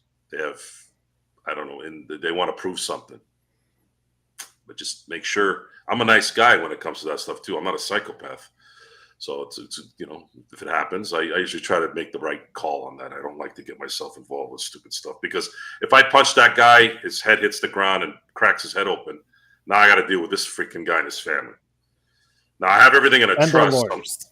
Yeah, and lawyers. I have everything in a trust, so I don't have to worry about that. But I don't got time for that. I rather get called a you know what and a you know what and a you know what and just drive off, and you forget about it after 5 minutes, anyways. Road rage is the same thing. Once in a while, you'll get the hey, and then you'll be like, yeah. Anyways, let's see where we're at with our likes. We're getting up there, aren't we? Not hit 50 yet. Guys, we need 16 more. Come on. Where's Intel? Where's our Intel? Silently watching. Joe is the next SpongeBob Sean. I don't watch SpongeBob. Is that true, Sean? So was that question directed at me about you? Yeah. He assumes that you watch SpongeBob. Is this assumption right? What is a SpongeBob? You know, the show. SpongeBob SquarePants. You don't know who SpongeBob SquarePants is? Unfamiliar. Anyways, back to basketball. Meanwhile, back to basketball. I'm kind of disappointed that we never saw what Maxwell was as a player. Scarlett, are you blind? Did you not see his shot? Did you not see how he ran back and forth? You ever see a newborn gazelle? That's what it looked like. Just go on YouTube. Flailing arms running. Yeah. Look, he was so irrelevant. I called him Maxwell Smith today. You did? That's how bad it was. I didn't even notice that. I noticed it after. Gerald had to correct it. Mhm. Maxwell Smith. I didn't even give him the proper departure name. Maxwell Smith. I don't even know Maxwell Smith. Do you know Maxwell Smith? I'm sure there's a lot of them out there, but I didn't even give the guy the right name. That's how bad it was. Kurt's asking, what is our best defensive lineup now? Good question, Kurt. Oh, that's easy. Y'all ready? Here we go. AD. I know LeBron sucks, but still LeBron. You got to play him. DFS. Rui. Who else? Who's the fifth? Well, you're talking about if it's best defensive, then you're saying Reeves or you're saying Gabe Vincent? Is Gabe Vincent a better defensive player? But he's not going to play. Because if you put your best defenders out there, it would be Gabe Vincent, DFS. Christie, man. Max Christie. Yeah. Let's see. Christie. Cam Finney. Reddish. Depending on the length, you could go a couple different. Don't expect him to score much, though, man. No. And it doesn't matter how good his defense is if he's shooting 0 for 6 and scoring 1 point, which is at this point, when Gabe makes a shot, I'm celebrating for the evening. Like that's a celebration. That's how Who's bad insulting he is. you, Xbox? Come on, guys. Let's calm down. Calm down the insults. Just direct them towards us. We usually get them anyway. What's going on? What happened? What happened, Mark? Who insulted you? Got to keep the show going. Yeah, let's Scarlett, what the hell's wrong with you? come on, Scarlett. You've been on this channel off and on for a long time. What did he say? I can't see anything here. I'm at the beach. Now, come on, guys. Who is Let's break Googling it up. insults? Let's break it up. Come on. Peace. All right, guys, come on. Come on. Let's get along. Yes. Let's try. Let's try to. Remember, walk away from the parking lot. Joe didn't punch that kid in the mouth. You guys can just ease up. I don't. It'd be obviously the best defensive starting lineup would obviously be, or best defensive lineup would be DFS, Max Christie, AD, and then look, if you're gonna have your best defensive lineup, it wouldn't be LeBron. It'd definitely be Rui, and then you'd probably have Gabe Vincent out there. Rui doesn't play good defense though. It'd be Gabe Vincent, Cam Reddish as your defender. I mean, if you're not worried about scoring and you're talking about defenders, Magic Man, it would be Cam Reddish ahead of Rui, because Rui doesn't guard threes well, and he's not always strong enough to guard fours. DFS Gerald, I think that's true. But DFS can. I think going forward, he's just going to be assigned either the fastest, the obviously the other team's best perimeter scorer, and or when he gets switched, at least we're not switching somebody like Cam Reddish or Rui onto a 4 or 5 that can't really handle themselves, whereas DFS can. Yeah, again, if you're talking about the best defensive lineup, that's it. But who's going to score? That would be the question. Who's going to score in that lineup? And it's going to be very tough for. Well, and there are myriad of factors too, like who's got personal fouls. Is somebody more effective than somebody else? And you don't want to shake the tree there. Like they're different, but yeah, like I mean, what's Cam Reddish's defensive rating this year? I'll look it up. Go ahead. Okay, so let's get down to brass tacks here, gentlemen. We're coming up on almost 2 hours here, so let's discuss the important question now. What is the likelihood of the Lakers making another move? If you had to put it in a percentage. Well, I think it's 75%, because there's still not a team that's going to, with this trade, it's still not going to move the needle far enough in that direction, Joe, to be in the top 4. Considered right now the top 4. If everybody was healthy, the Lakers are still not a top 4 team. In my opinion. I'm something more. I'm gonna go in between, because we don't want to be superfluous and redundant around here. I'm gonna go with a slightly different number than Gerald, but close. In between 75 and 80, 77.5%. So like on The Price is Right or something.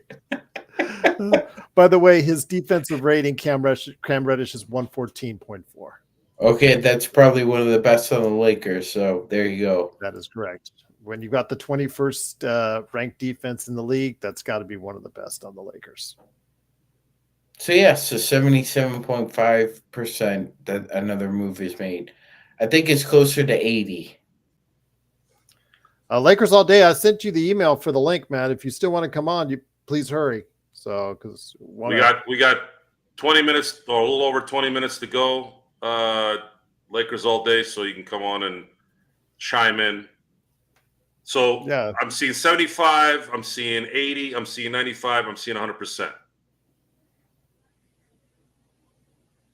The thing is, though, do the Lakers have enough assets to get someone that can? Yes, they do, depending on the situation. Do they have enough assets in your mind to get a third star? The assets are enough. If they give up the 3 first-round picks, like that's been reported. Only get 2. It can only give 3. We can only give up 2, though. I heard 3. Who said 3? I can't remember. Unless I hear otherwise, I think they can only bundle 2. Does somebody check that? I'll check it. I know that what was it, Lane or Buha was trying to see exactly if it was 3. So is this true? I didn't know Lamelo got benched by his coach. I look at he's currently out of lineup. He was out of the lineup yesterday, but he scored 31 in his last game that he did play. Is it the volume shooting that's killing him? So Charles, are you saying that Charles isn't fond of LaMelo's decision making? Anyone? I mean, let me give you his stats in recent games. The last game he played was on the 26th. He played 38 minutes there, scored 31 points. Against Houston on the 23rd, he played 30 minutes and scored 23 points. And forget about the points. Forget about the points. No, the minutes. I'm talking about the flow. I'm talking about his ability to understand instruction. Well, if he's being sat down now, Joe, it's not apparent. This becomes a interesting story because we haven't heard anything yet about LaMelo getting traded out of Charlotte, other than the usual, could he go to San Antonio? And Sean made a point a couple shows ago that San Antonio doesn't really operate like that. And I don't believe LaMelo is the kind of player that San Antonio wants. So where does that leave Charlotte and LaMelo? Is LaMelo going to secretly demand a trade between now and the deadline? No, when I say that, Joe, though, is it about the shot volume? They could be tired of him chucking up 30 to 35 shots a game. There is that possibility. So he may have been sat down at some point in time a month ago, if that's the case. But currently he's not being sat down when he's in the lineup, according to what the minutes are saying. But is there a culture problem? He might be creating it when he shoots 30 to 35 times a game, Joe. What choice do they have? You're on mute again, Sean. Fix yourself already. There you go. I got you. Come on. I got you, Madge. I got you. Go ahead, my friend. Clean yourself up, you filthy animal. Are we done being friends now?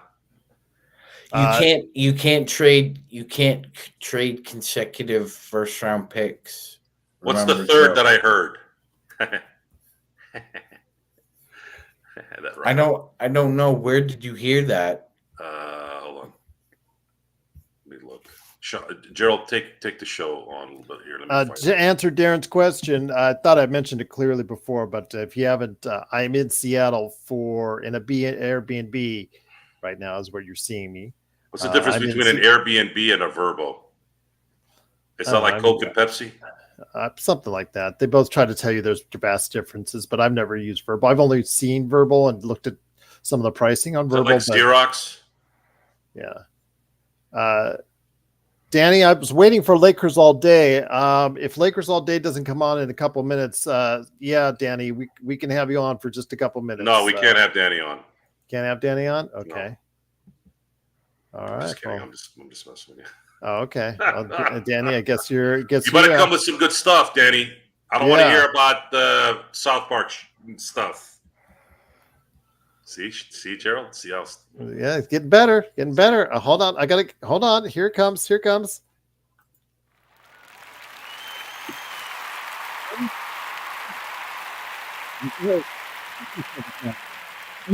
Magic Man, too. There you go, Magic Man. There you go. For being the trooper that looks like he's having a good time. Yeah, there you go. Every time I look at Magic Man, this is what I think.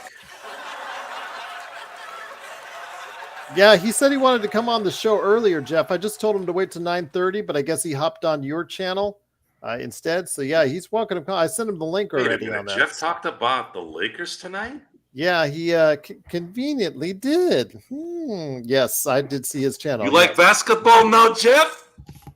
He had Joe, he had on his own little DFS with the Adobe Photoshop jersey and everything. Really? Yes. Nice. Give Jeff some props on Empire that. Jeff cares for the Lakers. It's a beautiful thing. Overall, I think, is destroyed, finally. It didn't take long, but he's gone. He's not gone. He emails me 5 times a week. There you go. Cool, bro. Yeah, he tells me about he's into reading books. Good. He's going back. Tell him to keep reading books, stay away from the adults, go play with the kiddies, and stop talking to AIs online. Yeah, he's still, he's still going through high school life. But I'm wishing You know him how the best. there's a precursor to serial killers where they start hurting animals when they're young. Well, people that get caught in bathrooms trying to find people usually start talking to AI online. Yes. Tell them to cut that crap. Be a father figure, Gerald. Be a father figure for him. Do I have to? I have 2 kids of my own already. Gerald, you're that nice guy. And a third that's that's an awesome dentist already. So you're the nice person that can assist at least a little. To quote Red Foreman from that 70s show, unless I'm legally required to put food in your mouth and clothes on your back, I do not care. I'm sorry, but he'll always be Clarence Boddicker. Oh, Always Smith. be Clarence. This is gonna sound crazy because there's been so many great ones, but I don't think there's a villain in movie history that's ever had me in stitches and just in disgust at the same time. After, of course, the scene with... How many times did you go see RoboCop, Joe? I saw RoboCop, honest to God, in the theater once, but I saw it on TV probably 400 times. I've seen it twice on TV. I mean, that movie was the perfect action movie, almost the perfect action movie with Predator. Predator and RoboCop. T2 was great too, don't get me wrong. The first Terminator was great, but there's something about RoboCop and there's something about Predator that just, it doesn't matter if I'm a mushroom or I'm a vegetable, I'm still gonna know that thing. That is my 3rd favorite Paul Verhoeven movie. I knew Blue Jays were in contention for What are Teoscar. the first 2, Gerald? When was and Total Recall? When were the Blue Jays in contention for Teoscar? They weren't even in contention for Teoscar when he was a Blue Jay. You know who they were in contention for? Bloodhound? Corbin Burns. You know why I didn't go there? Sean, tell him why. Money. Same reason why I didn't go to San Francisco. They both offered more money. The problem is 90% of your money in Canada goes to Trudeau, right? And you have to open up a bank account in Canada. You have to, they call it the Yankees, you guys call it funny money, which it is. It looks dopey as shit. Colored greens and blues and purples, and you got to pay a lot of taxes, Joe. Yeah. So and then the difference between AZ tax and California tax is 13 to 6 in terms of state tax. Yep. Yeah. Unless you play for the Dodgers, they don't care because what they do is they escrow your money with the Dodgers because they'll defer it and they'll give you a signing bonus so you get your money up front. And they get interest on it. And then they'll get interest on it in escrow, right? And I learned that they can that money that's deferred can actually be given to where they live, so you don't have to pay that California tax. I mean, guys, and the team that puts it in escrow can invest that money. It gets even more complicated in the NFL, where you got to pay taxes in eight different states. Well, that's in all sports, but it's in all sports. Yeah, they get paid. I don't know. Are they employees or are they still independent contractors? In Canada, The football players. I thought they were. I thought because they have a union, they're employees. I don't know. I don't know how that works. That's one thing I don't know. You can be an independent contractor and not be in a union. You can't be a. But in terms of paying the tax, depending on where they play, that's how it is in America too. Okay. So if you play for the Cowboys, you have 8 or 9 games at home, so you're getting paid in Dallas. And then if you're playing in Philly, if you're playing in New York, you're paying the tax there. Damn. Yeah, these guys get paid weekly, I think. Yeah. Yeah, they get paid weekly. I mean, I wasn't sure if it was the same, but that's the way it works up here. Why is that funny, Jeff? I don't think that's funny.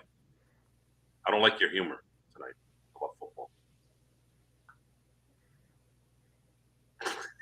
Okay. On that note, Dan, I sent you back a response with the link. So What's just wrong, look at guys? your You don't know how to email. check your email and click a link? Come on, it's right there for you. Come on, stop watching South Park. Get on here so I can skewer you. Empire says, "I never think you're funny, Joe. So we're on the same page." Ah, that's a bunch of crap. Grandstanding crap.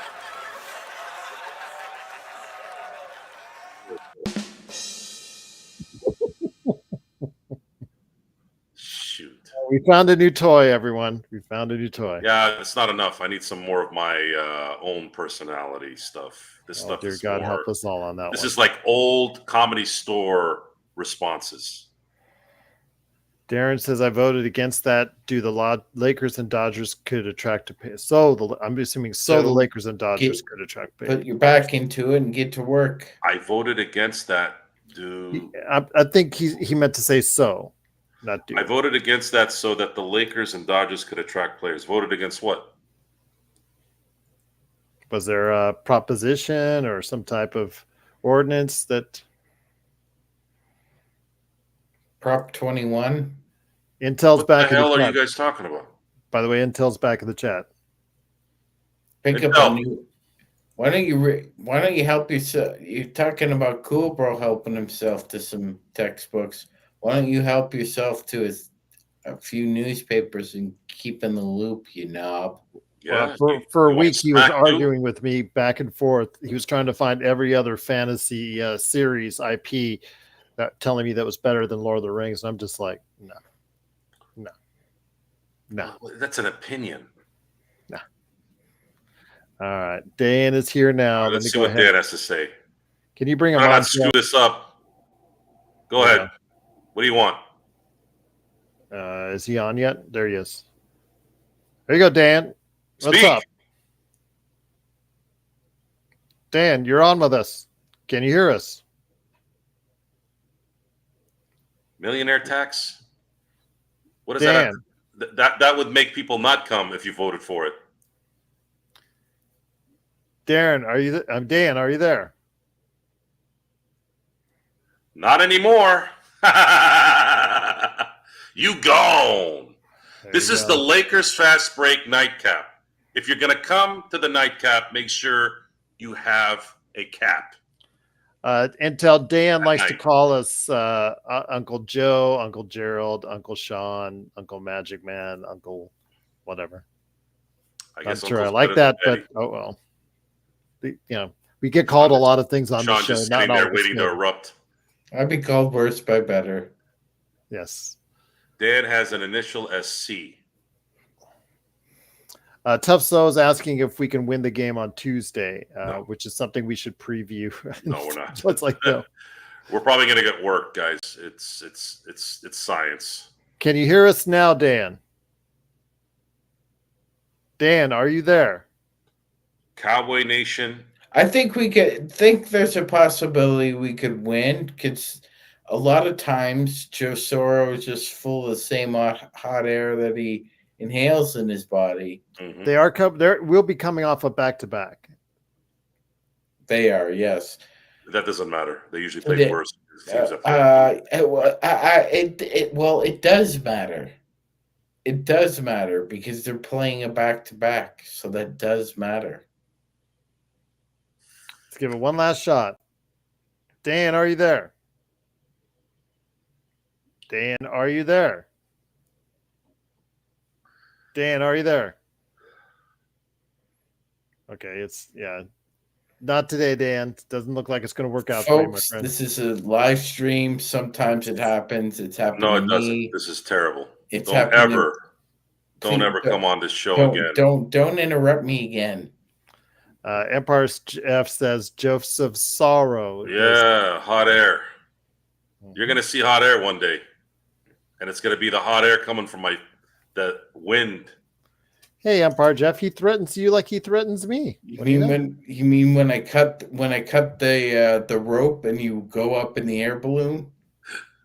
Hey, did you hear about that the people got stuck at Knott's Berry Farm ride? I've been stuck on a Knott's Berry Farm ride. What's Knott's Berry Farm? You know the Knott's Berry one, Farm Joe. is Canadian for Don't bathhouse. It's Canadian for not quite up to Disneyland standards. Don't be, Joe. We just grabbed some new subscribers. Don't be xenophobic. Come on, it's funny. Don't be xenophobic. Remember the Bart, radio come in the car on, deal. Jeff. Radio in the car deal. Radio in the car. Got to focus on that. But Mhm. Joe, do you know the ride that takes you up? It's like that a carousel thing that you sit on the benches and it just raises you up like it's one of the tallest there. Raises you up like 20 stories up, and you just hang there on that bench thing with you and one other person, and it swings you around a little bit. You know that one that I'm talking about, Joe? Yes, I do. Yeah, I was stuck on that for about 20 minutes.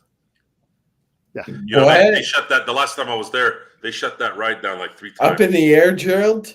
My son and I were both stuck up there for about 20 minutes. All right, last shot, Dan. Can you hear us?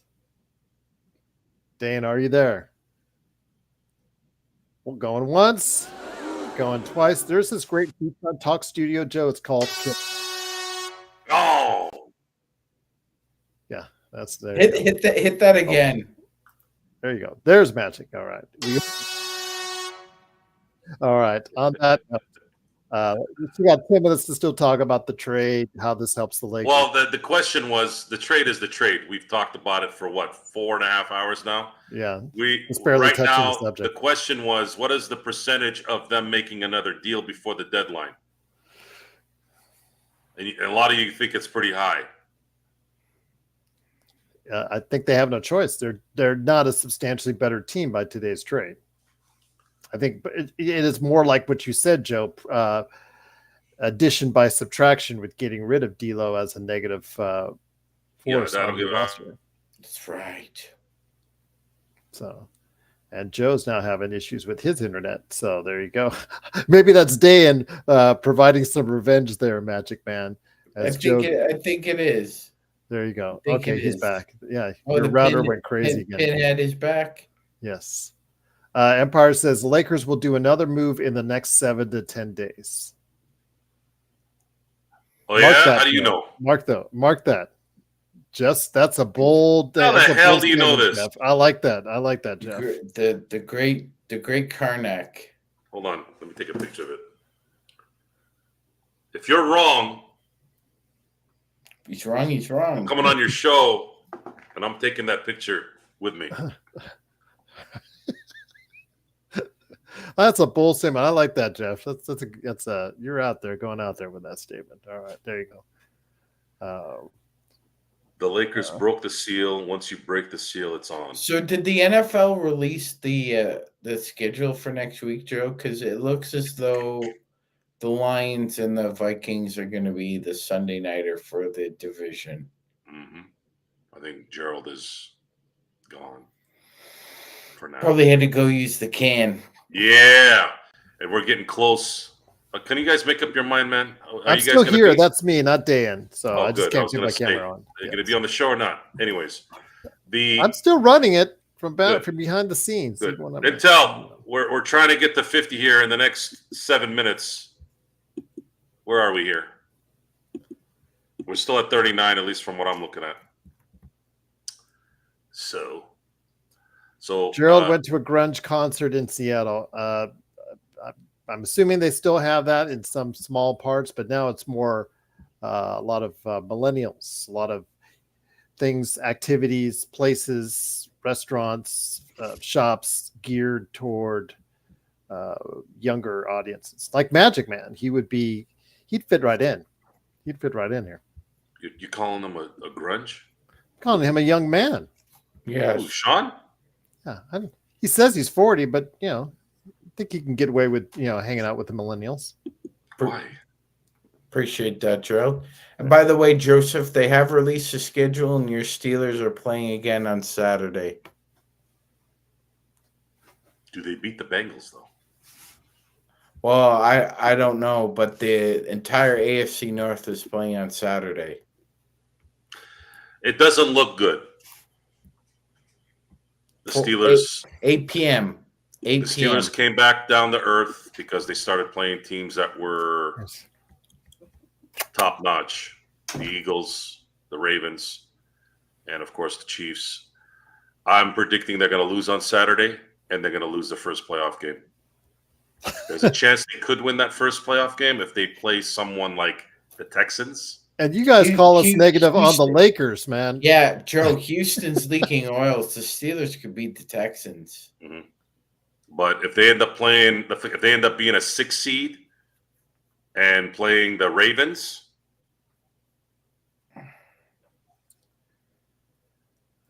and of course everyone on the Mike Tomlin crew can say, "Oh, they won 10 games this year. What a great coach. He's gonna go to the Hall of Fame." Right? 3 playoff games since Super Bowl 45.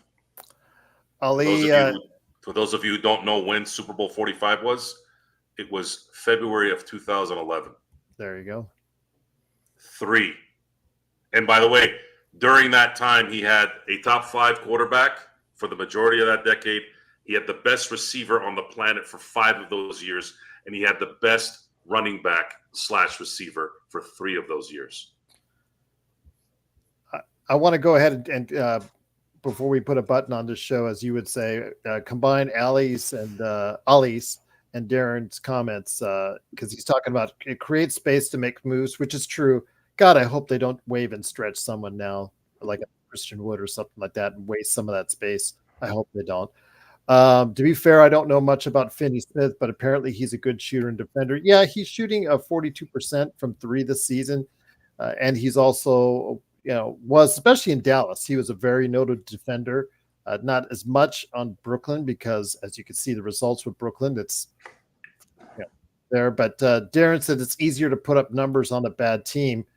He's only giving you 10 points a game, which again, it's a nice deal. It's a nice deal because it frees up a little bit of space for the Lakers. It gets, like Bill was talking about, gets rid of could be potentially a negative for the second time around, Sean, for D'Lo, because we know what happened that caused angst amongst the team the first time around, Nick Young. But if it does anything, it gives you a better defender out there. Perimeter defense has been an issue for the Lakers.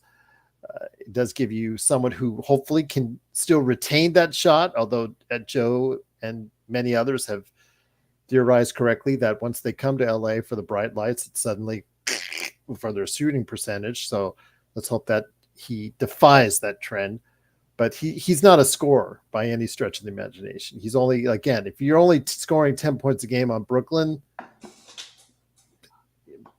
does he reach that mark here as a Laker, Joe or Sean? I think so, Gerald. Okay. What do you want me to say, guys? I got to see him play. Hey, Gerald, would you agree that DFS is a slightly better offensive player than Max Christie? Not slightly, but they both have issues going off the dribble. They both have issues ball DFS handling. used to have quite a few problems, but he's actually gotten a lot better at attacking the closeouts rather than waiting. But he's just not aggressive. When you're only scoring 10 points a game in Brooklyn, how aggressive are you? I mean, you're giving Cam and all the shots. And we don't know how that distribution works either. Cam, I should say, both the shots, so the double Cam.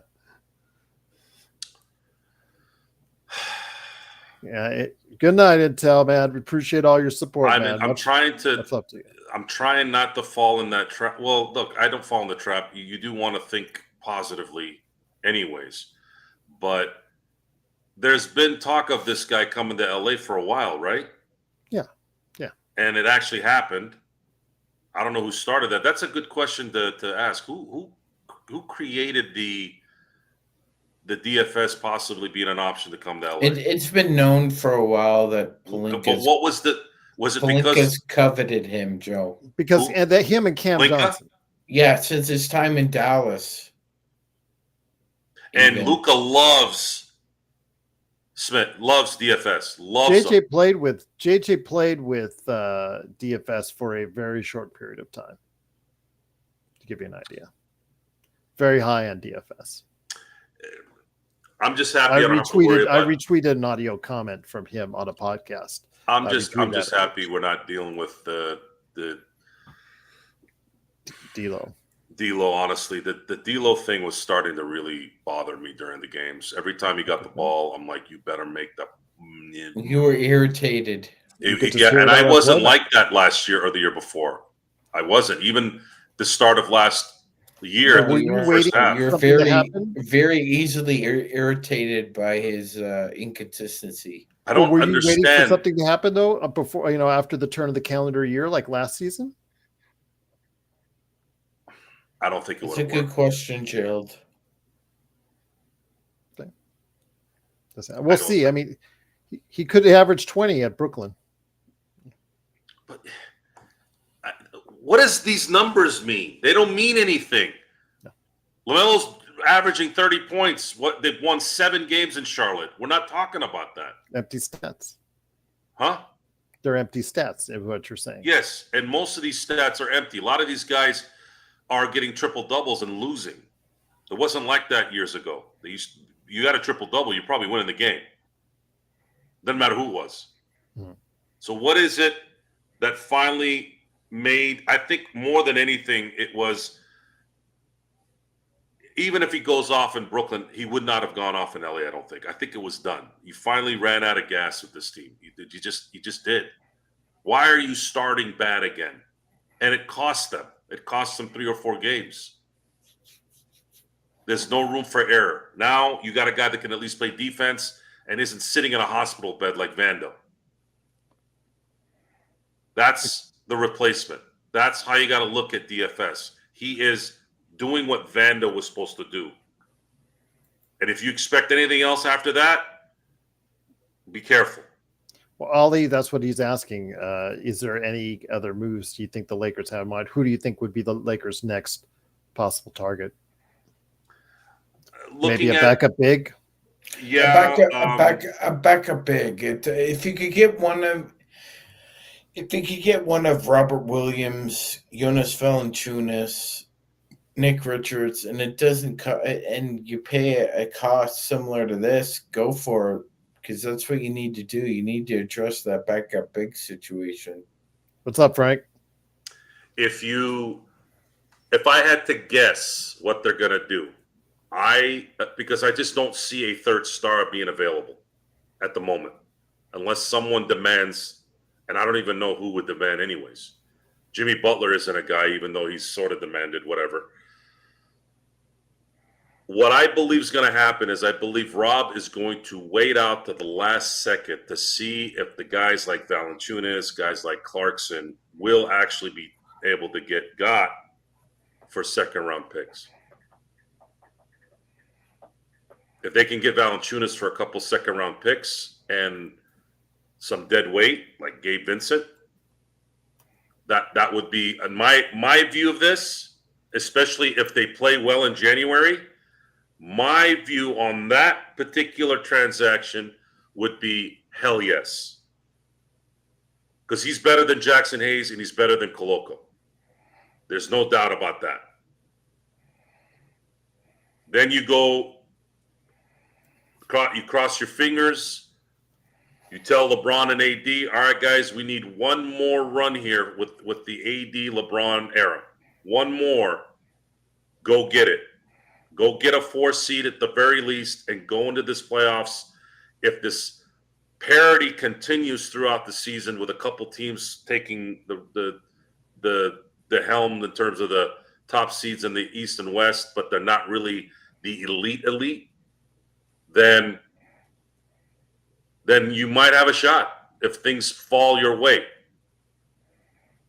That's it. There's nothing else to discuss at this point. It's all, how does it play out? Can it play out in your favor? If you look at Boston's run last year, it was one of the smoothest runs you could see. I'm not downgrading the title. you still have to win those games, and they did. And you don't control that. Still, everything's legit.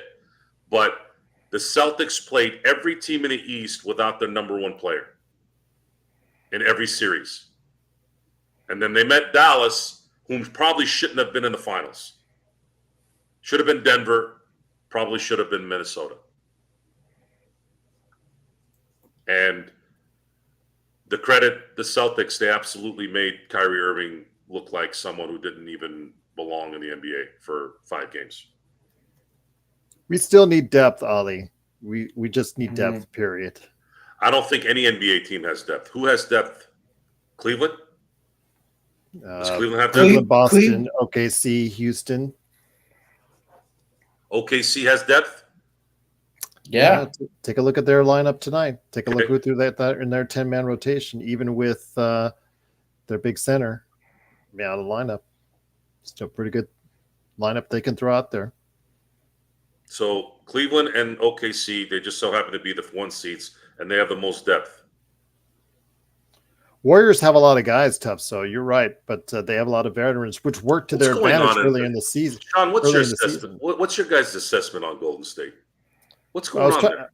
I was talking to Legend the other day on that, Sean and Joe, and I just think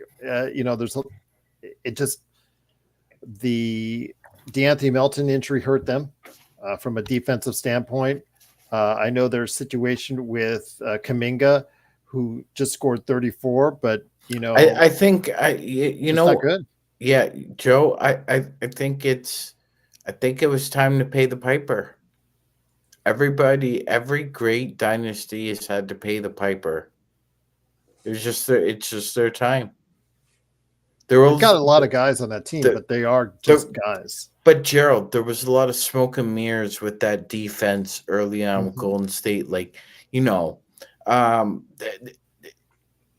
not gonna fool people by subtracting Klay Thompson, whose defense dropped off. It did. And bring in DeAnthony Melton, think you're going to be a top 10 defense. Joe, their veterans are also, other than Steph, are very erratic. But Milton played good for them until he got injured, and then that was Buddy Hield was sensational, but now he's just a normal 3-point shooter again. He came back down to earth. That hurt him a lot. Yeah, well, I mean, everybody, you regress back to the mean, though, Gerald. That's kind of what's happening here. And also, Joe, don't forget that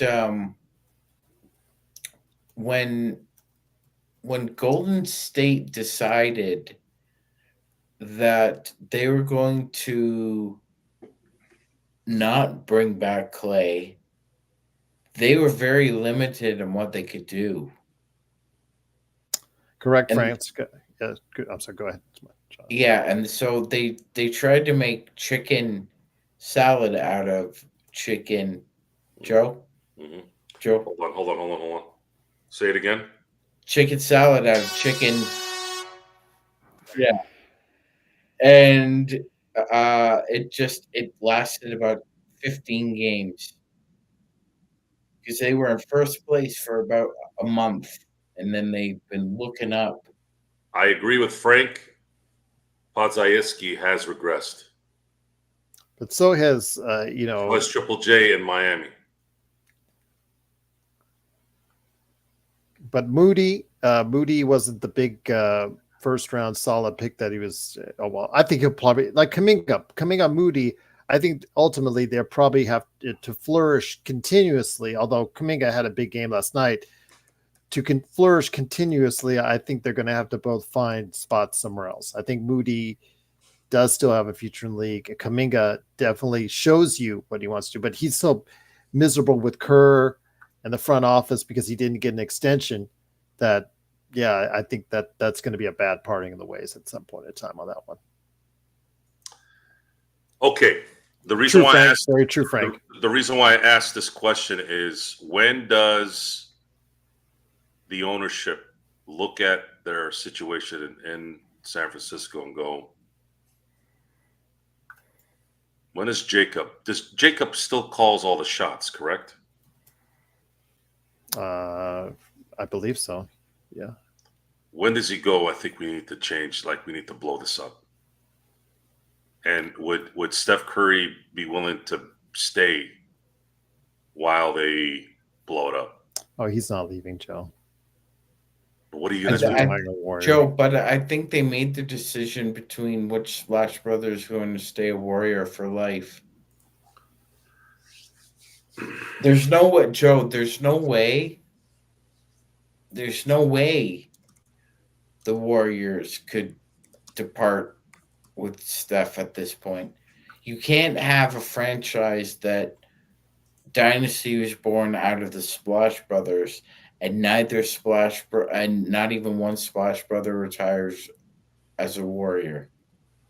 I agree with Gerald. There's no way.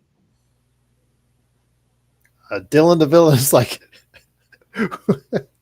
thoughts on DFS to the Lakers? Is this a good trade or a bad trade? Thanks You for guys been showing talking up, about Dylan. this for 4.5 hours. We'll give you the short version.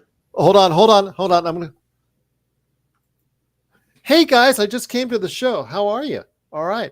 I don't know if you guys been talking about this. Yeah. 4 hours later. Yeah. So I heard that we got Dorian Finney-Smith in trade. You guys like it? I don't know if you guys been talking about it or not.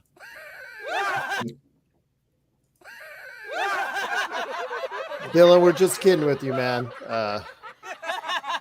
Joe, do you want to give him like the abridged version?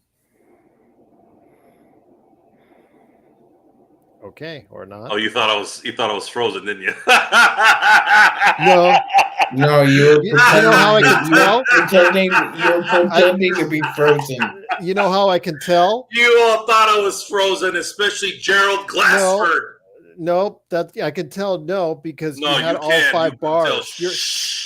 Your router never lies. Joe. You couldn't tell. No, unfortunately, you were wrong, Joe. No, Your router fortunately never for me. lies.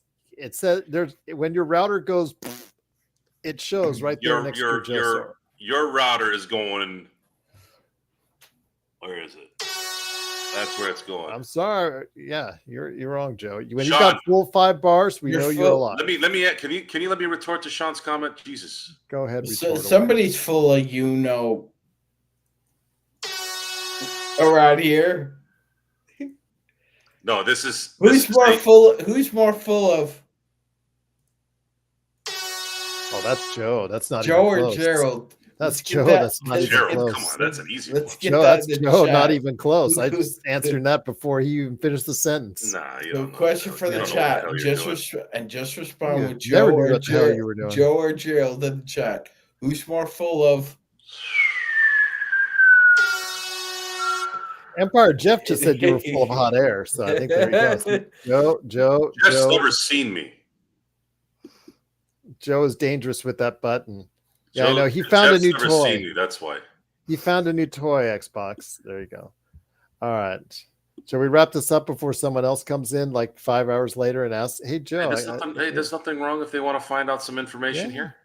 But All right. I did want to retort to we're almost to 50. We have 2 more likes. Folks, if you haven't liked, we need 2 more to like to get rewarded by our own intel. So He went to sleep, by the way. to respond to that he can find out tomorrow. So Sean, they're not going to let Steph Curry retire anywhere. Understandable.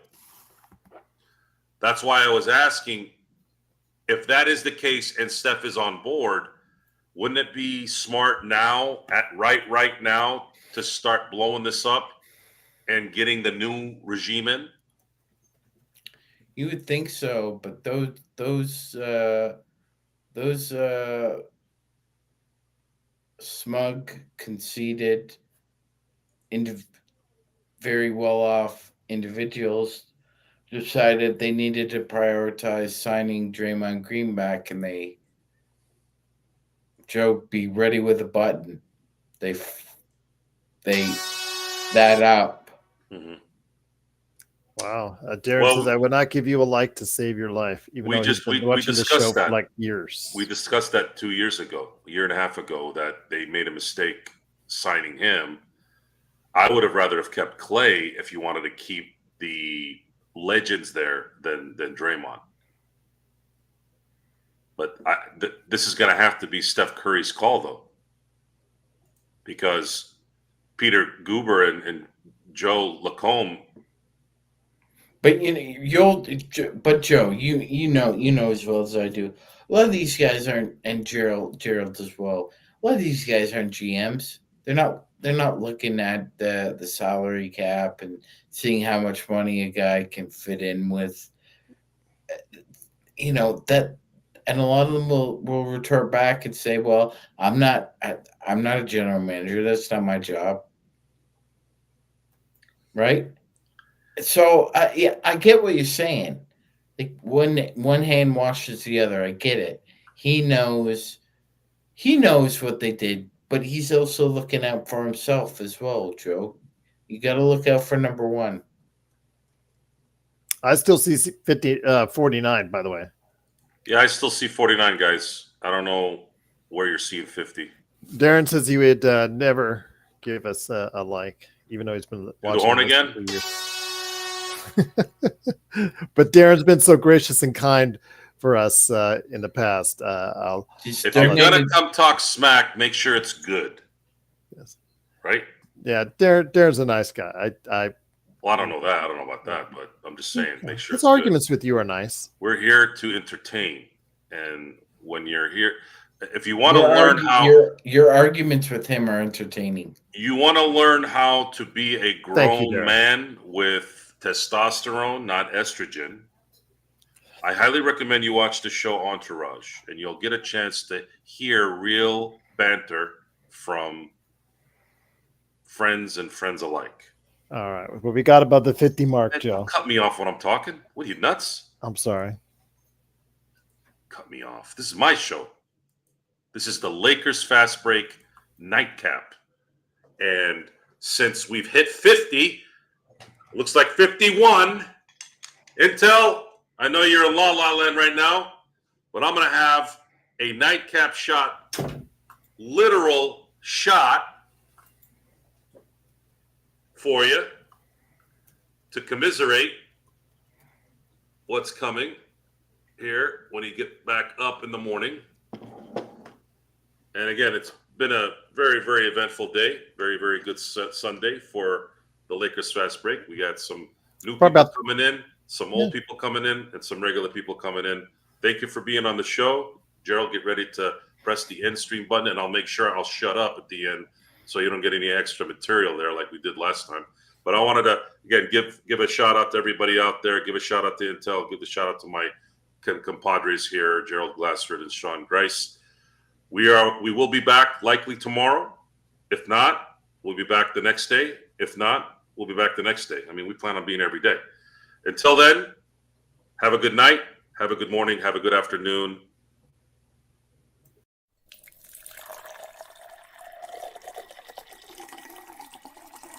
You didn't let me finish.